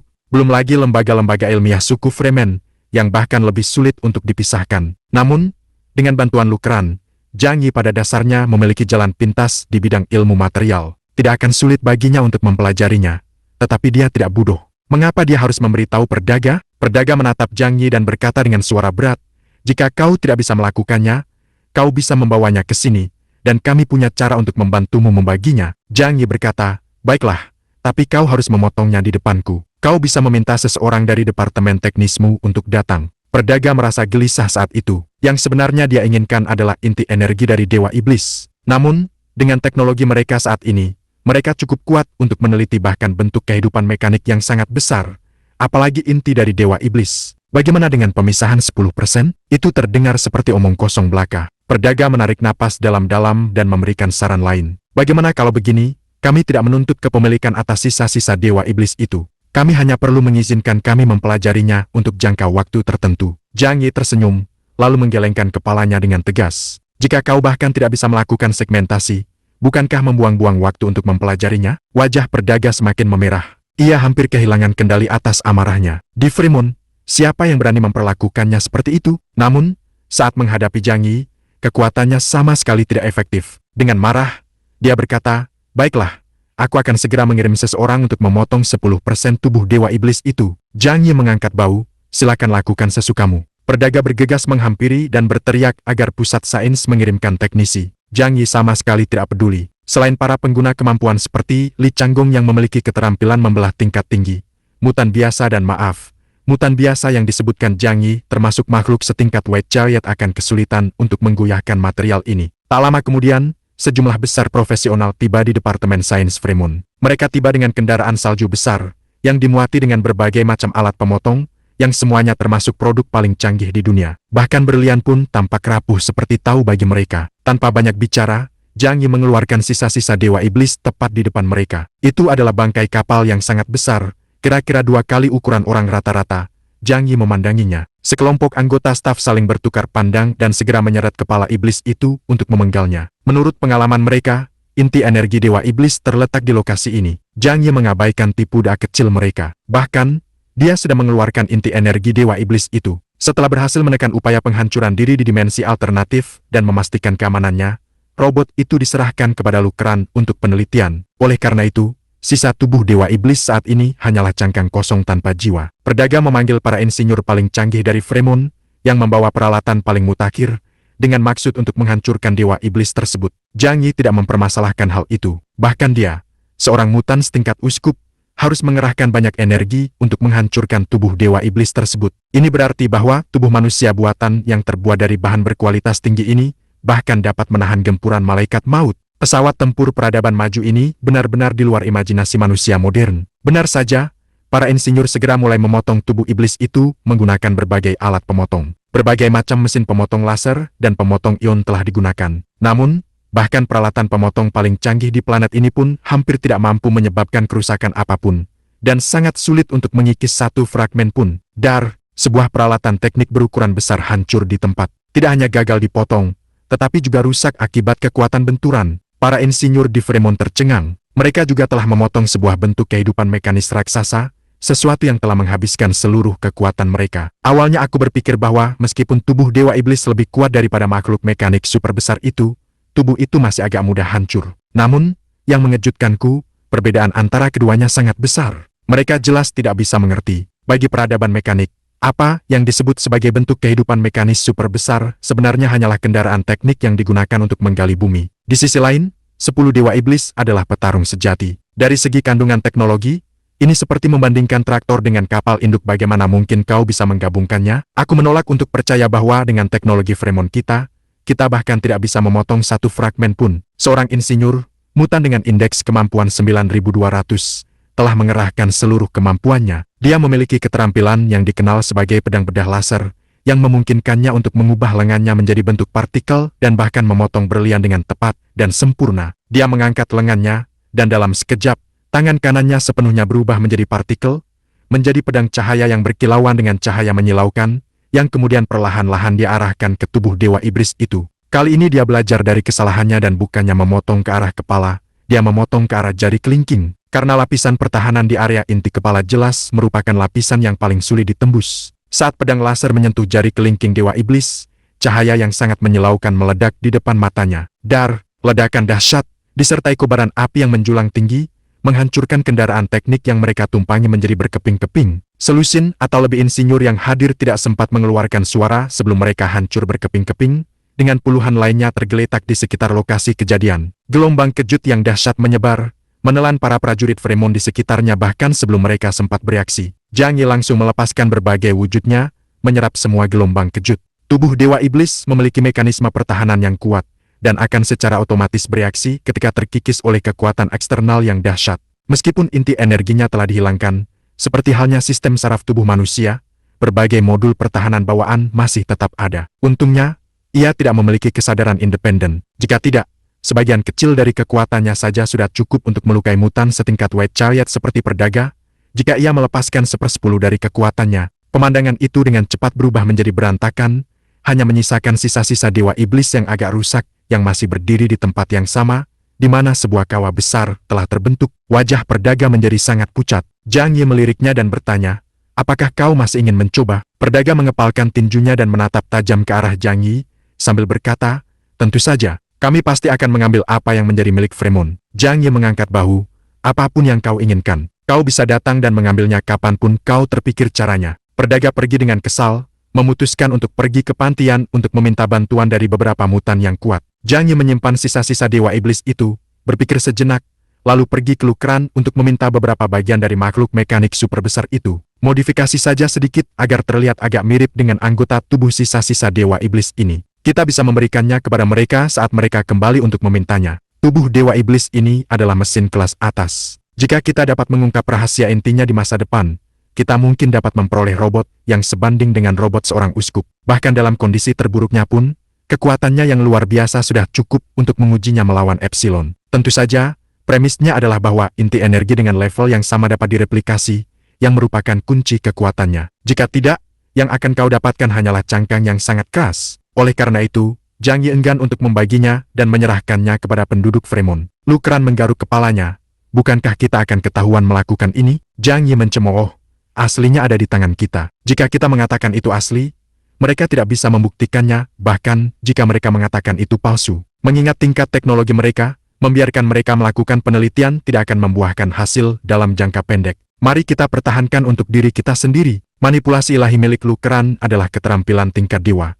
Jadi membiarkannya mempelajarinya adalah pendekatan yang paling hemat biaya. Setelah berpikir sejenak, Lukran langsung membongkar sebagian material paling tahan lama dari bentuk kehidupan mekanik raksasa yang ditempatkan di sudut dimensi alternatif. Kemudian, lakukan tindakan langsung. Dengan manipulasi ilahi, seseorang dapat mengubah struktur materi tanpa bantuan benda-benda eksternal. Dengan sedikit perubahan bentuk, terlihat seperti bagian dari lengan iblis, dan selesai. Zhang Yi menyimpannya. Meskipun tidak sekuat sisa-sisa Dewa Iblis, keluarga Fremon tidak akan dapat menemukannya untuk sementara waktu. Setelah beberapa saat, seperti yang diperkirakan, Perdaga kembali, kali ini membawa Alexei untuk mencari Zhang Yi. "Chaos, keluarkan sisa-sisa Dewa Iblis. Aku telah menemukan seseorang yang dapat membaginya." Perdaga menatap Zhang Yi dan berkata. Alexei menatap Zhang Yi dengan ekspresi aneh dan bertanya, "Tuan Chaos, kau benar-benar menangkap Dewa Iblis?" Zhang Yi mengangkat bahu, hanya beruntung. Mulut Alexei ternganga, dan dia berseru dengan takjub, "Ya Tuhan, seperti yang kuharapkan, kau benar-benar melakukan sesuatu yang luar biasa. Aku juga mengalami kesulitan dalam melawannya. Hal itu benar-benar sulit untuk dihadapi." Zhang Yi tidak memberikan banyak penjelasan. Perdaga dengan penuh semangat mengulurkan tangannya.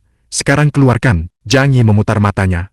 "Kau benar-benar berpikir aku mengingkari janjiku?" Sambil berbicara, dia mengeluarkan sepotong kain dan melemparkannya ke arah Perdaga. Material-material berat itu jatuh ke pelukan Perdaga, menyebabkan tubuhnya tanpa sadar tenggelam. Sambil menatap benda-benda di tangannya, dia bertanya dengan ekspresi curiga, "Apakah ini asli?" Kita sudah membuat mereka bersusah payah, kenapa bahan-bahannya sudah disiapkan? Dia menduga bahwa barang-barang itu adalah barang palsu yang diperoleh oleh Zhang Yi. Sika, karena aku melihat betapa tidak bergunanya orang-orangmu, aku secara khusus menyuruh insinyur aku untuk memotongnya untukmu. Kau bisa mengembalikannya jika tidak menginginkannya. Pedagang memeriksanya dengan saksama dan penuh curiga, tetapi tidak dapat memahaminya. Lalu dia mengangkat tangan kanannya, dan sebuah bilah es tajam menyelimutinya, mengubahnya menjadi bilah es raksasa yang menebas material tersebut. Perdaga adalah mutan setingkat uskup putih, memegang posisi tinggi di Pantian, bukan karena kehebatan tempurnya, tetapi karena kemampuan administrasinya. Di Fremont, dia adalah seorang pejabat yang bertanggung jawab atas berbagai bidang. Material itu adalah bagian terkeras dari bentuk kehidupan mekanik super besar tersebut,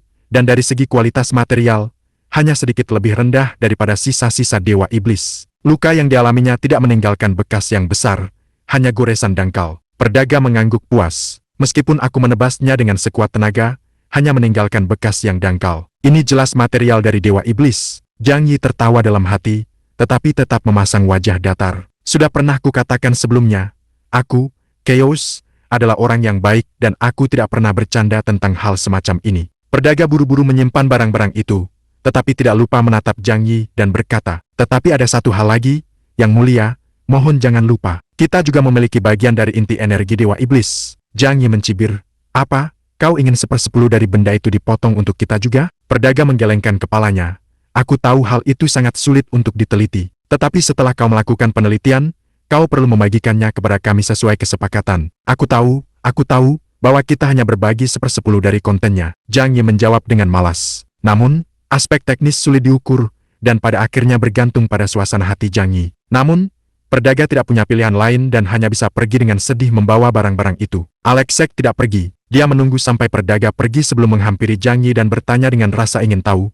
Katakan padaku, dewa iblis mana yang kau temui? Zhang Yi berkata, menurut materi yang diberikan Fremont kepadaku, orang yang kutemui adalah Gui. Setelah mendengar itu, Alexei menghembuskan kepulan asap putih yang panjang. Tidak heran, Zhang Yi menatapnya dengan rasa ingin tahu, apakah ada penjelasannya? Alexei dan Zhang Yi memasuki rumah, dan ketika tidak ada orang di sekitar, Alexei mulai bercerita tentang 10 dewa iblis. 10 dewa iblis tidak sering muncul di Fremont. Butuh waktu setengah tahun bagi kami untuk mengumpulkan informasi tentang mereka sebelum kami memiliki pemahaman dasar tentang mereka seperti sekarang ini. Lagi pula, kita baru menemukan 10 dewa iblis. Sebenarnya, mustahil untuk menentukan berapa banyak mesin semacam itu yang ada di dalam peradaban mekanik.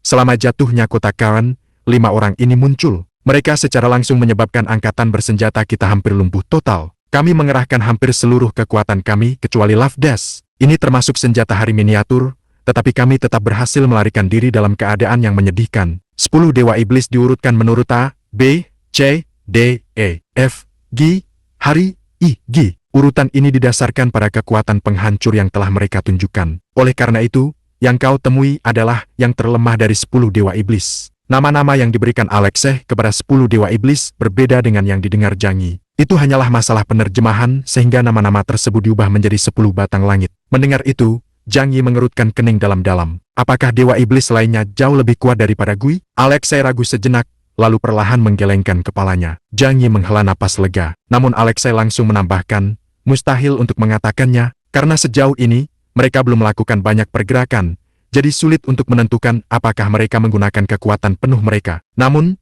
memang ada hierarki yang cukup ketat di antara 10 dewa iblis. Dewa iblis berpangkat lebih tinggi dapat memberi perintah kepada dewa iblis berpangkat lebih rendah. Zhang Yi menggosok punggung tangannya dan bergumam, inti dari dewa iblis adalah manusia buatan.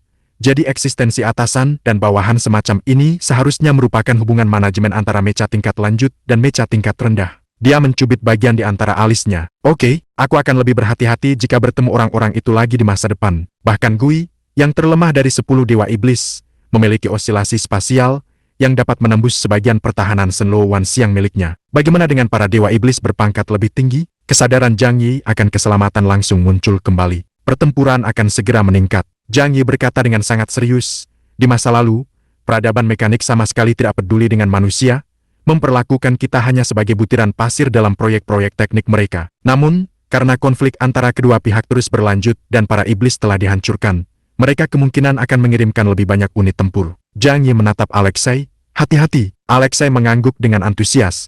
Kau juga. Setelah pertempuran di kota Tianhai, kekuatan Alexei juga meningkat. Sekarang, Meskipun kekuatannya belum mencapai level uskup, dia jelas merupakan pemain blackjack tingkat tinggi. Namun, jika suatu hari mereka melancarkan perang skala penuh melawan peradaban mekanik, tidak ada yang bisa menjamin bahwa dia akan selamat. Zhang Yi menepuk bahu teman lamanya itu dengan penuh perhatian. Meskipun dia tidak mengatakan apapun, dia akan membantu Alexei sebisa mungkin jika mereka bertemu di medan perang. Setelah mengantar Alexei pergi, Zhang Yi segera pergi mencari Lu Kran dan Yang Xingxin. Suasana krisis yang mencekam menyelimutinya, membuatnya bersemangat untuk mendapatkan informasi lebih lanjut tentang 10 dewa iblis. Langit sunyi dan kosong, dengan awan putih melayang tanpa bergerak. Ruang itu, tanpa hembusan angin, sunyi senyap. Di bawah langit terbentang gurun yang luas dan tak terbatas. Ini adalah dunia yang hilang, tanpa bunga, pohon, dan hewan, hanya hamparan pasir kuning yang tak berujung. Namun, di tengah gundukan pasir, berdiri sebuah bangunan kolosal yang tampak menjulang ke langit. Benda ini seluruhnya terbuat dari logam hitam dan putih, dengan bentuk yang aneh, seperti lapisan batuan serpih yang bertumpuk. Tekstur logam yang berat memancarkan kesan dingin sebuah mesin perang, namun juga menyerupai rumah hanyut yang membawa jejak waktu. Di puncak istana logam itu, berdiri dua baris sosok hitam pekat, seluruh tubuh mereka berwarna hitam, sama seperti warna dewa iblis Gui. Tekstur metalik tersebut memancarkan aura kekerasan, yang, dari perspektif makhluk hidup berbasis karbon, melambangkan kehancuran dan kematian, dan dapat memicu efek lembah aneh uncanny valley jauh di dalam hati manusia. Wajah setiap tokoh disembunyikan oleh berbagai topeng, atau mungkin itu memang wajah asli mereka. Makhluk humanoid memiliki beberapa karakteristik fisik manusia, namun mereka juga memiliki bentuk non-manusia. Di puncak sebuah bangunan logam besar dan aneh di tengah gurun yang luas dan tandus, dua baris makhluk humanoid dengan tubuh yang terbuat dari logam khusus berdiri mengelilingi makhluk bersayap 6. Sebagian dari mereka mengenakan topi logam hitam besar di kepala mereka, dengan dua kait melengkung besar di sepanjang tepinya, dan ekor lebar dengan 100 kaki yang menjuntai dari kepala hingga tumit mereka, seperti senjata raksasa yang merayap di punggung seseorang. Beberapa kepala berbentuk seperti tong besi, tanpa fitur wajah, hitam pekat, menyerupai boneka salju yang dibuat secara kasar dan belum selesai. Beberapa di antaranya memiliki tubuh ramping, tetapi lebih dari selusin tentakel menjulur dari punggung mereka, dengan cahaya merah berkedip di ujung tentakel. Inilah para iblis dan dewa peradaban mekanik. Tepat di depan mereka, di atas singgasana sederhana yang terbuat dari batu putih, duduk sesosok makhluk humanoid dengan 6 sayap di punggungnya. Dia tampak tidak berbeda dari para iblis itu, kecuali sayap putihnya terlihat seperti sayap makhluk hidup. Duduk di atas singgasana, dia perlahan membuka matanya yang sebelumnya tertutup rapat. Sebuah mesin dari unit tempur, dengan kode nama Gui, telah hancur. Tentu saja, caranya menyapa dewa iblis Gui tidak sama dengan cara manusia menyapanya. Dia hanya menggunakan bahasa makhluk mekanik untuk berbaur dengan bahasa manusia agar lebih mudah dipahami. Di sebelah kirinya, sesosok iblis ramping dengan 6 gagang pedang hitam bertatahkan kristal energi merah tua melayang di belakangnya, menoleh. Apakah perlu dibangun ulang? Six Wings berkata dengan tenang, tidak perlu. Tanpa inti, apa yang dibangun kembali hanyalah cangkang yang tidak berguna. Dikalahkan oleh makhluk permukaan, berarti ia telah kehilangan nilainya sebagai mecha tipe tempur. Di sebelah kanan 6 sayap, terdapat dewa iblis dengan 8 tentakel mekanik mirip gurita di punggungnya, yang ujungnya berupa bilah tajam, dan bagian bawah tubuhnya tersembunyi di dalam baju zirah mirip rok. Para penghuni permukaan itu benar-benar melancarkan serangan terhadap korps teknik kita. Ini sangat merepotkan. Mari kita bunuh mereka semua. Dengan begitu proyek kita tidak akan terpengaruh. Setan di sebelah kiri berkata, kita tidak punya waktu untuk bermain-main dengan makhluk-makhluk rendahan itu. Menghancurkan mereka hanya akan membuang waktu dan energi kita. Setan di sebelah kanan berbisik, pengendalian hama. Para iblis tampak sama sekali tidak khawatir.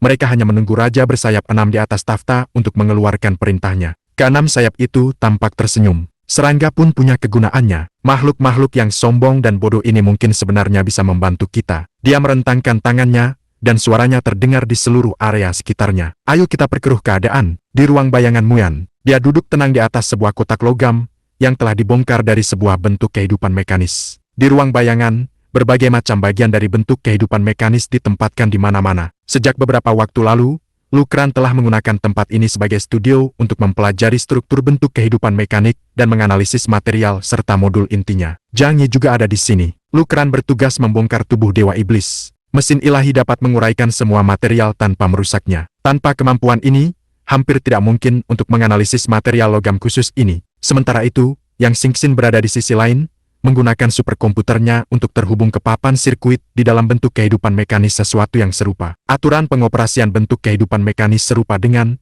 tetapi tidak persis sama dengan, peralatan mekanis manusia. Namun, aliran energi adalah prinsip mendasar dalam pengoperasian semua hal, dan dalam hal ini, tidak ada perbedaan. Lukran secara khusus memodifikasi superkomputer untuk Yang Xingxin, menghubungkan antar muka baru yang dapat meretas papan sirkuit dari makhluk hidup mekanik. Adapun Zhang Yi, dia tidak bisa banyak membantu. Dia hanya di sini untuk beristirahat. Dia duduk tidak jauh dari Muyan, tangannya terlipat di bawah dagu, tatapannya dalam saat dia merenungkan segala sesuatu yang mungkin terjadi di tanah Fremon di masa depan. Semuanya tidak diketahui. Peradaban bawah tanah yang kuat dan misterius ini masing-masing memiliki tingkat peradaban yang sangat berbeda, dan bahkan bentuk keberadaan mereka pun sepenuhnya berbeda. Hampir tidak ada hubungan antara kedua peradaban bawah tanah yang berbeda tersebut, dan mustahil untuk menyimpulkan peradaban bawah tanah saat ini berdasarkan pengalaman masa lalu. Zhang Yi tak kuasa menahan rasa ingin tahu betapa banyak rahasia yang tersimpan di planet ini. Mengapa mereka tidak muncul selama puluhan ribu tahun sejak kelahiran umat manusia? Atau mungkin mereka sudah ada, tetapi manusia tidak menyadarinya. Atau mungkin mereka adalah ras ilahi dari zaman kuno yang membimbing evolusi pesat umat manusia. Semakin Zhang Yi memikirkannya, semakin ia merasa bahwa dunia ini penuh dengan rahasia, dan hal yang tidak diketahui membuatnya gelisah. Dia mengusap pelipisnya, satu-satunya penghiburan baginya adalah kekuatannya saat ini telah mencapai tingkat ahli peradaban bawah tanah tingkat rendah. Meskipun indeks kemampuannya mungkin masih agak lebih rendah daripada Dewa Matahari Jepang, dia dapat menjamin bahwa dia akan tak terkalahkan jika mereka berhadapan lagi. Memang, di dunia yang hancur ini, hanya kekuatan yang berarti, Zhang Yi berkata dengan suara berat. Namun, kita masih perlu menemukan cara untuk membangun benteng super sesegera mungkin. Tujuan saat ini adalah mencapai level yang mampu menahan serangan Kekaisaran Wuluan. Zhang Yi menetapkan tujuan jangka pendek untuk dirinya sendiri. Pada saat itu, suara Lukran terngiang di telingaku. Jika semua cara lain gagal, kita bisa terbang keluar angkasa. Meskipun membangun satelit buatan raksasa yang dapat bertahan lama masih sangat sulit dengan tingkat teknologi saat ini. Namun, kita bisa mencoba mendarat di bulan atau bahkan Mars. Aku percaya hari itu akan tiba pada akhirnya. Zhang Yi menoleh dan melihat Lukran mengenakan setelan eksoskeleton. Setelan itu hanya menutupi setengah badan, dan tampak seperti dikenakan oleh Lukran. Setelan itu memiliki lengan mekanik yang tebal dan dilengkapi dengan berbagai peralatan kompleks. Meskipun terlihat berat, alat ini sangat ringan untuk dibawa dan tidak memerlukan usaha sama sekali. Lukran hanya mengenakan kaos putih dan menyeka keringat dari wajahnya sambil tersenyum pada Zhang Yi. Zhang Yi melompat dari dalam kotak logam, berjalan mendekat, dan bertanya, apakah ada hasil penelitian? Lukran berkata, seperti yang diharapkan, hasil penelitian saat ini memang cukup mengejutkan. Di hadapannya, tubuh Dewa Iblis Gui telah terurai menjadi beberapa bagian, dan sejumlah besar kristal energi merah berjejer di atas meja. Sekilas pandang saja sudah terlihat tidak kurang dari 20 buah. Zhang Yi berkata dengan sedikit terkejut,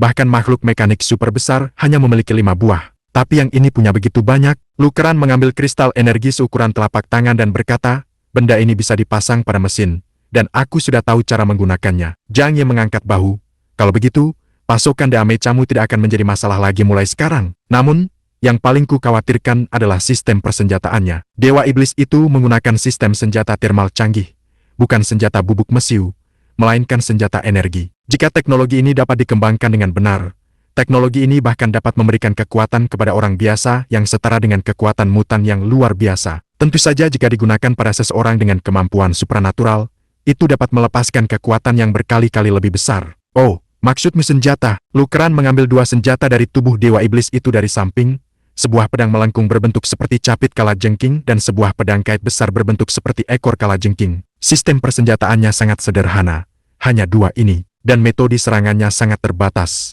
Lukran mengangkat bahu, ini tentang mengekstrak energi dari kristal energi merah, lalu melepaskannya dari ujung pedang seperti menembakkan peluru. Zhang Yi berkata, inilah yang dimaksud dengan cara paling sederhana. Kekuatan super adalah pendekatan yang tidak konvensional, menggunakan perbedaan untuk mendapatkan keuntungan dalam informasi. Tetapi begitu informasi itu bocor, itu akan menempatkanmu pada posisi yang tidak menguntungkan. Pada akhirnya, kekuatan super hanyalah bentuk pelepasan energi dari tubuh. Tubuh manusia sungguh menakjubkan. Struktur internalnya masih belum sepenuhnya dipahami, itulah sebabnya berbagai kemampuan luar biasa telah muncul. Bentuk kehidupan mekanis juga diciptakan oleh suatu organisme. Jadi bagaimana mungkin kemampuan manufaktur mereka melampaui kemampuan penciptanya? Zhang Yi melihat senjata Gui dan agak tergoda. Bisakah kita memodifikasinya menjadi bentuk yang bisa kugunakan dan menggabungkannya dengan pemurnian ilahi? Lukran mengangguk. Tentu saja, itulah yang sedang kurencanakan. Penyempurnaan ilahi itu sendiri adalah produk bioteknologi. Material logam pada tubuh Dewa Iblis Gui adalah sesuatu yang teknologi manusia sama sekali tidak mampu produksi. Bahkan berkali-kali lebih kuat daripada logam Yi saat ini. Jika kau menggabungkannya ke dalam pemurnian ilahi, itu akan sangat meningkatkan kemampuan serangan dan pertahananmu, kakak. Zhang Yi berkata, poin terpenting adalah bahwa dalam pertempuran mendatang, aku mungkin masih akan menghadapi lawan seperti ini. Jika ada perbedaan signifikan dalam persenjataan, aku akan berada dalam posisi yang kurang menguntungkan. Dia pernah mencoba menjebak Dewa Iblis Gui dengan pemurnian ilahi, tetapi ketika lawannya menyerang dengan pedangnya, pemurnian ilahi itu hancur seperti sulur hijau. Dia melepas gelang itu dan menyerahkannya kepada Lu Keran, meminta bantuannya untuk menggabungkannya dengan senjata Dewa Iblis Gui. Lu Keran mengangguk. Ini bukanlah tugas yang sulit baginya. Ngomong-ngomong, hal yang paling menarik tetaplah tentang ini. Saat Lu Keran berbicara, dia mengangkat sebuah kubus hitam yang menyerupai kubus Wubek. Ini adalah inti energi dari Dewa Iblis Gui. Saudara, perhatikan baik-baik dan lihat apa yang berbeda darinya. Zhang Yi menatap benda itu sejenak dan memperhatikan bahwa ada garis-garis zat merah gelap di celah-celah kubus Wubek hitam itu, yang samar-samar memancarkan cahaya seperti hantu. Benda ini memiliki tepi dan sudut. Ini adalah sebuah kubus, kata Zhang Yi. Inti energi dari bentuk kehidupan mekanis berbentuk bulat. Lu Keran tertawa kecil, tidak semudah itu. Namun, katanya sambil mengangkat kubus Wubek hitam itu dan memeriksanya dengan saksama. Aku masih tidak tahu apa yang ada di dalam benda ini. Zhang Yi sedikit mengerutkan kening, dan bertanya dengan senyum bingung, bukankah kemampuanmu adalah untuk menguraikan struktur semua materi? Lu Keran menggelengkan kepalanya. Tidak, kakak, tidak semuanya. Misalnya, yang ini, kemampuanku bahkan tidak bisa mengatasinya. Lu Keran menopang dagunya di tangannya, tampak bingung. Ini poin yang paling mencurigakan. Ini pertama kalinya mekanisme ilahi gagal bekerja pada materi. Bahan istimewa ini terlalu keras. Jika bahkan teknik manipulasi ilahi pun gagal, maka benar-benar tidak ada yang bisa dilakukan. Gagal? Zhang Yi berpikir sejenak, itu memang aneh. Bukankah itu berarti penelitian tidak dapat dilanjutkan? Lu Keran mengangkat bahu dengan pasrah. Secara teori, memang seperti itu. Tapi aku masih mencari alasannya. Rampasan perang, yang diperoleh dengan susah payah, mungkin berisi teknologi mekanik revolusioner yang dapat merevolusi dunia, namun tetap tidak terdeteksi. Hal ini membuat Zhang Yi sangat cemas. Pernahkah kau mengalami situasi ini? Lu Keran menggelengkan kepalanya. Itu belum pernah terjadi. Aku bisa menguraikan apapun yang memiliki struktur material. Aku dengan mudah menguraikan inti dari bentuk kehidupan mekanik super besar. Mungkin ada sesuatu yang istimewa di sini, seperti yang diharapkan dari jet tempur peradaban mekanik. Ini jelas berbeda. Pasti ada teknologi khusus di dalamnya untuk melawan kekuatan super. Lu Keran bergumam sendiri. Teknologi yang dirancang khusus untuk melawan negara adidaya. Zhang Yi mengambil kubus Wubek ke tangannya, dan tiba-tiba dia teringat bahwa ketika dia menggunakan dimensi alternatif untuk mengumpulkan sisa-sisa Dewa Iblis, dia merasakan sebuah hambatan. Dimensi alternatifnya dapat memuat hampir apa saja, kecuali satu hal makhluk dengan energi kehidupan yang kuat. Bahkan, kini ia bisa secara aktif mengumpulkan uang dari manusia biasa dan beberapa hewan kecil. Namun, bahkan bagi orang-orang luar biasa sekalipun, hal itu tetap sulit dilakukan. Para mutan memiliki kekuatan hidup yang lebih besar dan dapat menahan penangkapan aktif oleh dimensi lain. Memang ada perlawanan ketika Zhang Yi mengumpulkan sisa-sisa Dewa Iblis, tetapi dia berhasil menjerat mereka dengan teknik pemurnian ilahi dan melemparkan mereka ke dalam air. Sekarang, setelah kupikir-pikir, mungkinkah inti ini memiliki respons yang menyerupai kehidupan? Zhang Yi menatap Lu Keran. Apa yang kemampuanmu tidak bisa lawan? Lu Keran mengangkat bahu. Makhluk hidup. Mata Zhang Yi tertuju pada kubus Wubek hitam itu, dan sebuah tebakan terlintas di benaknya. Aku sudah tahu. Aku selalu merasa bahwa dewa-dewa iblis ini memiliki sesuatu yang luar biasa dibandingkan dengan makhluk hidup mekanik biasa. Awalnya, aku mengira itu karena teknologi mereka sangat canggih sehingga memungkinkan bentuk kehidupan mekanis memiliki reaksi yang mirip dengan makhluk hidup sungguhan. Tapi sekarang, ia tampak seperti makhluk hidup berbasis karbon yang mengenakan cangkang makhluk hidup berbasis silikon. Lu Keran memahami maksud di balik kata-kata Zhang Yi. Dia menatap kubus Wubek hitam itu dengan mata lebar penuh kejutan dan berkata, "Kakak, apakah kau mengatakan bahwa ini sebenarnya wujud asli dari makhluk peradaban mekanik? Mungkin itu saja. Mungkin ini kokpit? Tidak, menurutku itu tidak masuk akal. Jika memang begitu, seharusnya mereka punya cara untuk melarikan diri. Tidak perlu membangun baju zirah eksternal berbentuk manusia. Jadi, kemungkinan besar mereka meninggalkan tubuh fisik mereka sebagai bentuk kehidupan berbasis karbon. Dalam hal itu, mereka pasti terlihat sangat mirip dengan cangkang mekanis mereka di masa lalu." Sambil memegang kubus Wubek hitam di tangannya, Zhang Yi mendapat sebuah ide. Dia menatap Yang Xingxin, yang sedang berkonsentrasi untuk menguraikan kode sumber dari bentuk kehidupan mekanis itu, dan melambaikan tangan kepadanya. "Xingxin, tembak benda itu dengan panah. Karena ia adalah makhluk hidup, kemampuan Yang Xingxin seharusnya dapat berperan. Jika kau tidak bisa menangani mesin, pergilah ke Lu Keran. Jika kau tidak bisa menangani makhluk gaib, pergilah ke Yang Xingxin." Do dari Akademi Tiangqing selalu menjadi asisten yang cakap bagi Zhang Yi. Lukran sejenak mengangkat pandangannya dari monitor superkomputer dan memfokuskan pandangannya pada kubus Rubik hitam yang dipegang Zhang Yi. Kau bisa mencobanya. Dia mengaktifkan kemampuannya. Malaikat keinginan, dan sebuah gambar malaikat bersayap 3 warna muncul di belakangnya. Kemudian, dia menarik busurnya dan menembakkan anak panah ke kubus hitam itu. Mengabaikan semua pertahanan, ia menerobos langsung ke arah mereka. Sesaat kemudian, kubus Rubik memancarkan garis-garis cahaya merah. Yang Xingxin berkata dengan tenang, pikiranku telah tersampaikan. Biarkan ia aktif dengan sendirinya. Begitu dia selesai berbicara, retakan pada kubus Rubik hitam itu terbuka, benar-benar memperlihatkan inti dalamnya. Itu hanya momen sesaat. Zhang Yi merasakan gelombang energi dahsyat menyelimutinya sepenuhnya. Perasaan itu sangat aneh. Seperti badai yang dahsyat, namun lembut yang langsung menyelimutiku. Dengan hujan tanpa henti membasuh tubuhku. Dia menjadi telanjang sepenuhnya. Seperti bayi yang kembali ke rahim ibunya di hadapan kekuatan itu. Perasaan ini terasa anehnya familiar. Seolah-olah aku benar-benar pernah mengalaminya sebelumnya. Namun, sesaat kemudian, Zhang Yi secara naluriah meraihnya dan menggenggamnya di telapak tangannya. Ini adalah sumber yang sangat ampuh. Sumber dari hal-hal yang luar biasa. Tidak.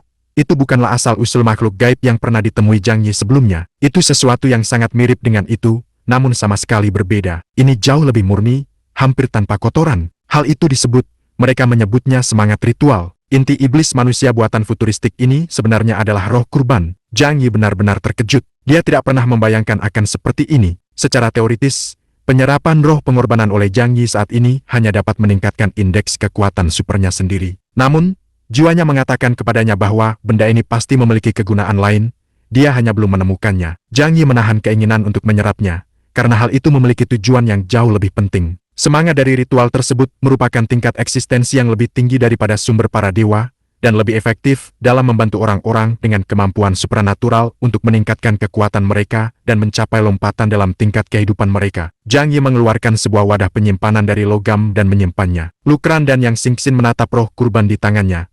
Mata mereka agak linglung, seolah-olah mereka baru saja mengalami semacam pembaptisan. Apakah semangat ritual dapat digunakan dengan cara ini? Suara Zhang Yi sedikit bergetar. Dunia ini sungguh menakjubkan. Semakin banyak yang dia pelajari tentang berbagai hal, semakin bingung dia jadinya. Sesungguhnya, pengetahuan adalah kekuatan. Tanpa ragu sedikit pun, Zhang Yi mengambil keputusan dalam hatinya. Dia melirik Lukran dan Yang Xingxin di sampingnya, matanya bolak-balik antara keduanya 5 atau 6 kali, sebelum akhirnya menyerahkan roh kurban di tangannya kepada Lukran. Flammable, aku berjanji akan membantumu naik ke tingkat kehidupan Epsilon suatu hari nanti. Sekarang, semuanya ada di tanganmu. Keuntungan ini tidak diragukan lagi sangat besar, bahkan lebih menggembirakan bagi Zhang Yi daripada mendapatkan sumber das tingkat uskup. Dia juga ingin melihat keajaiban macam apa yang bisa diciptakan Lukran dengan tangan terampilnya setelah dia dipromosikan menjadi Epsilon. Lukran menatap kosong roh kurban di tangannya, tak pernah menyangka akan menemukan hal sebaik ini. Ia berdiri di sana tertegun sejenak. Setelah sekian lama, dia tersadar, wajahnya memerah seperti kepiting rebus karena luapan kegembiraan. Kakak, kakak, kakak, kakak, kau yang terbaik, kawan paling menyayangimu. Dia dengan gembira berlari menghampiri, memeluk Zhang Yi, dan terus berteriak. Dia tidak tertarik untuk meningkatkan kekuatannya. Setelah level kehidupannya meningkat, kekuatan supernya akan menjadi lebih kuat, yang akan memberinya kesempatan untuk mempelajari bidang mekanika, dan bahkan mengintip kebenaran dunia. Bagaimana mungkin dia tidak menjadi begitu gelisah hingga kehilangan ketenangannya? Zhang Yi menepuk punggungnya, aku pasti akan menepati janjiku padamu. Adapun Yang Xingxin, Zhang Yi juga menyampaikan kata-kata penghiburan. Xingxin, biarkan kawan maju dulu, agar kita bisa mengungkap rahasia makhluk mekanik dan Endraud ini. Jangan khawatir, aku juga akan mengambil sebagian roh kurban untukmu. Jika bahkan Gui, yang terlemah dari 10 dewa iblis, memiliki semangat pengorbanan, maka dewa iblis lainnya pasti juga memiliki inti kekuatan yang setara atau bahkan lebih besar. Zhang Yi sudah merasa sedikit bersemangat. Belum ada orang lain yang mengetahui rahasia ini, jadi dia harus memanfaatkan kesempatan ini dan berburu dengan baik. Yang Xingxin sangat cerdas. Zhang Yi selalu mempertimbangkan kepraktisan saat melakukan sesuatu, jadi dia secara alami memahami bahwa apa yang dilakukan Zhang Yi adalah yang paling masuk akal. Namun, sebagai seorang gadis yang masih berusia awal 20-an, dia tentu saja ingin menerima hadiah seperti halnya Lukran. Kata-kata Zhang Yi selanjutnya membuat dia merasa sedikit lebih baik. Tapi kakak, sekarang aku merasa situasinya bahkan lebih sulit diprediksi. Yang Xingxin sedikit mengerutkan kening, dan ekspresi khawatir yang jarang terlihat muncul di wajahnya. Inti dari dewa iblis tingkat rendah sebenarnya adalah sesuatu yang sangat berharga seperti semangat pengorbanan. Kekuatan peradaban ini telah melampaui imajinasi kita. Terlebih lagi, Ia jelas jauh lebih kuat daripada Kekaisaran Wuluan. Kita bahkan tidak mampu mengalahkan Kekaisaran Wuluan. Bagaimana mungkin kita bisa melawan peradaban sekuat itu? Semakin sering kita berinteraksi dengan peradaban mekanik, semakin besar pula kekaguman kita terhadapnya. Zhang Yi menarik napas dalam-dalam. Itulah mengapa aku ingin kau mempromosikan Kran terlebih dahulu. Dia mengedipkan mata pada Lu Kran. Kita bahkan bisa membuat Gundam sekarang. Suatu hari nanti kita bisa membangun kapal induk luar angkasa dan terbang ke angkasa untuk menghindari badai. Planet terlalu berbahaya. Aku ingin pergi keluar angkasa. Ucapan unik Zhang Yi membuat Lu Kran dan Yang Xingxin tertawa terbahak-bahak. Namun, mereka juga tahu bahwa Zhang Yi tidak sedang bercanda, melainkan serius mempertimbangkan kelayakan rencana pelarian tersebut. Keluarga Zhang kami memiliki tradisi. Sebelum terjadi kepunahan peradaban besar, leluhurku, Zhang Beihai, dengan berani melarikan diri dan melestarikan nyala api peradaban manusia. Sebagai keturunan keluarga Zhang, aku harus mengikuti teladan leluhurku. Lu Kran mengoreksinya. Kakak, Zhang itu adalah Li Zhaoshang, dia tidak ada hubungannya denganmu. Zhang Yi menghela napas. Sudahlah, itu semua tidak penting. Mereka semua terdengar sama saja, jadi aku akan memperlakukannya seperti keluarga. Biarkan aku menumpang sebentar. Lu Kran menatap guci di tangannya. Di balik kaca akrilik transparan, tubuh energi putih murni itu memancarkan cahaya yang memikat. Tangan kasarnya sedikit mengepal. Baiklah, kakak, tujuan kita selanjutnya adalah bintang-bintang dan laut. Dia mengangkat satu lengannya dengan penuh gaya, menunjuk jari telunjuknya ke arah langit di ruang yang teduh.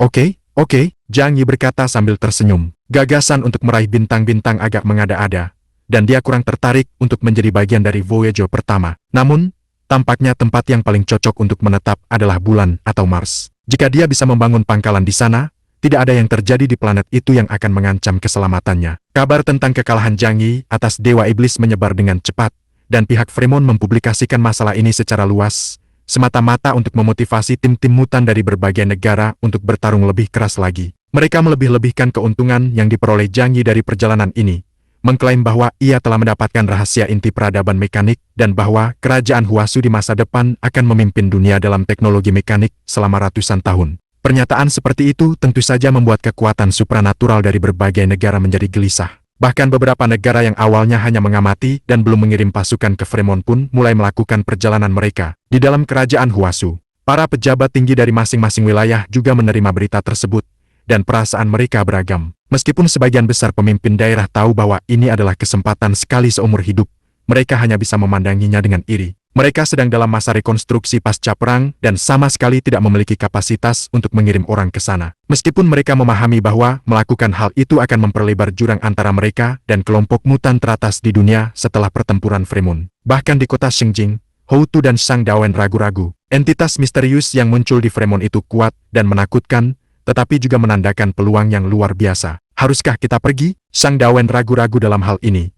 Tetapi pada akhirnya, Houtulah yang membuat keputusan akhir. Houtu duduk tepat di tengah kuil Dewa Bumi, menyalakan lilin satu persatu. Cahaya lilin menerangi tirai kasa, membuat deretan boneka kayu yang tampak hidup di atas kerangka kayu terlihat semakin realistis. Kekacauan telah berlalu. Sebaiknya kita tetap di sini. Houtu berkata perlahan. Shang Dawen agak enggan, tapi Chaos, bagaimanapun juga, adalah makhluk asing di luar tatanan. Sekalipun dia mendapatkan sesuatu, tidak ada jaminan dia akan membagikannya kepada kita. Houtu berkata, kerajaan Huasu kita adalah satu kesatuan yang utuh. Aku percaya bahwa Chaos tidak akan bersikap ambigu dalam hal-hal penting. Yang terpenting, jangan lupakan peringatan naga hitam. Mendengar itu, Shang Dawen menelan kembali kata-kata yang sudah berada di ujung lidahnya. Dia pasti tidak akan melupakan peringatan naga hitam itu. Fenomena aneh yang muncul di Fremon disebabkan oleh entitas kuat yang bahkan ditakuti oleh jenisnya sendiri. Jika seseorang bergegas ke Fremon hanya untuk mendapatkan keuntungan sesaat, itu akan seperti ngengat yang tertarik pada api, dan kemungkinan besar mereka semua akan binasa di sana. Izinkan aku mengingatkan Chaos, Houtu berkata pada Shang Dawen. Shang Dawen mengangguk. Baiklah,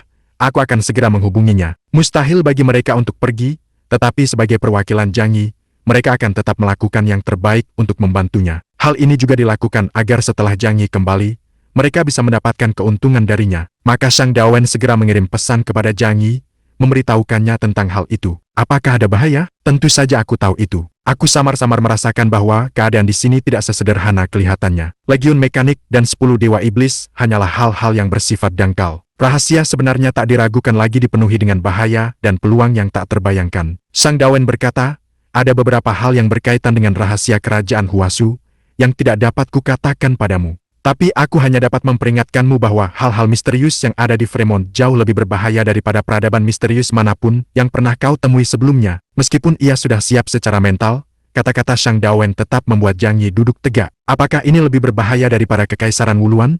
Atau bahkan suku-suku di bawah pegunungan Qinling? Ya, satu kata dari Shang Dawen membuat Jiang Yi hampir ingin langsung berbalik.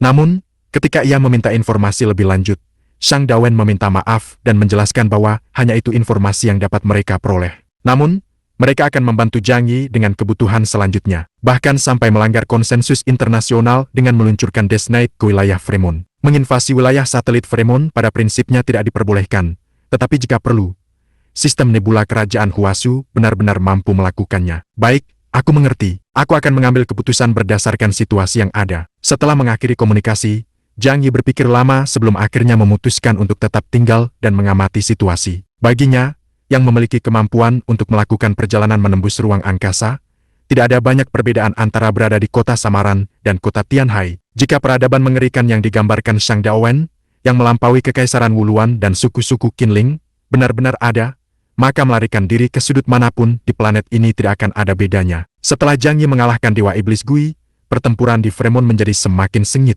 Semakin banyak kelompok supranatural menganggap perburuan Dewa Iblis sebagai simbol kehormatan dan mendambakan untuk memperoleh sejumlah besar sumber daya teknologi darinya. Banyak orang hanya pernah mendengar nama Jiang Yi. Seberapa terkenal nama Chaos? Dia hanya dikenal di daerah sekitar kerajaan Huasu, tetapi orang-orang dari wilayah lain belum pernah melihatnya. Jadi kemungkinan besar, meskipun dia kuat, tingkat keahliannya masih dalam jangkauan mereka. Dari semua tim mutan yang bisa datang ke Fremont, manakah yang bukan tokoh berpengaruh yang mendominasi suatu wilayah? Tidak ada yang mengira mereka kurang mampu daripada Jiang Yi. Oleh karena itu, mereka tidak menyadari betapa menakutkannya kekuatan 10 Dewa Iblis sebenarnya. Kota Orto. Setelah Jiang Yi dan kelompoknya pergi, dua sosok gelap tiba di tempat itu. Dewa Iblis dan termasuk di antara 10 Dewa Iblis. Mereka berdiri di atas reruntuhan kota yang setengah digali. Shin mengeluarkan sebuah kubus logam yang tidak lebih besar dari telapak tangannya dan meletakkannya di tanah. Begitu kubus logam itu menyentuh tanah, ia segera mengeluarkan anggota tubuh dari badannya seperti kumbang yang melepaskan cangkangnya,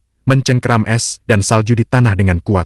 Tak lama kemudian, semua data yang telah diselidiki dikirimkan ke sistem saraf pusat Shin. Terdapat reaksi yang sangat lemah di sini, dengan probabilitas 6,23% adanya reruntuhan peradaban tingkat dewa. Shin mengeluarkan suara rendah dan serak. Wu, yang berdiri di dekatnya, berkata, pertempuran skala besar baru saja terjadi di sini kemarin, dan medan energi khusus tersebut dapat memengaruhi penilaian peralatan deteksi. Sepertinya satu-satunya cara adalah menggunakan metode paling primitif dan menggali ke bawah dari sini. Shin menunduk melihat tanah di bawah kakinya. Wu berkata dengan tenang, tapi sebelum itu, kita perlu membersihkan serangga-serangga kecil yang merepotkan di sekitar sini. Shin mengangkat kepalanya dan memandang ke kejauhan. Makhluk-makhluk rendahan yang disebut manusia itu benar-benar menyebalkan. Mereka sangat lemah, namun selalu suka membuat masalah. Pada saat ini, kurang dari 20 km jauhnya ke arah yang dilihat Shin, sekelompok orang dari negara maju Eropa, Owens, sedang bersembunyi dalam penyergapan. Sang kapten menatap sinyal yang telah ia deteksi. Wajahnya dipenuhi kegembiraan. Kedua makhluk ini pasti adalah Dewa Iblis legendaris. Menemukan dua sekaligus adalah keberuntungan yang luar biasa. Tepat setelah itu, bab 1800 sampai 1805, lanjutan alur dari komik chapter 633 yang sudah tidak update lagi pun berakhir. Kata-kata hari ini adalah, yang biasanya sudah gak bisa, kalau di 5 menit. Jangan lupa klik tombol like dan tinggalkan komentar guys. Jangan biarkan kolom komentar kosong, itu aja terima kasih.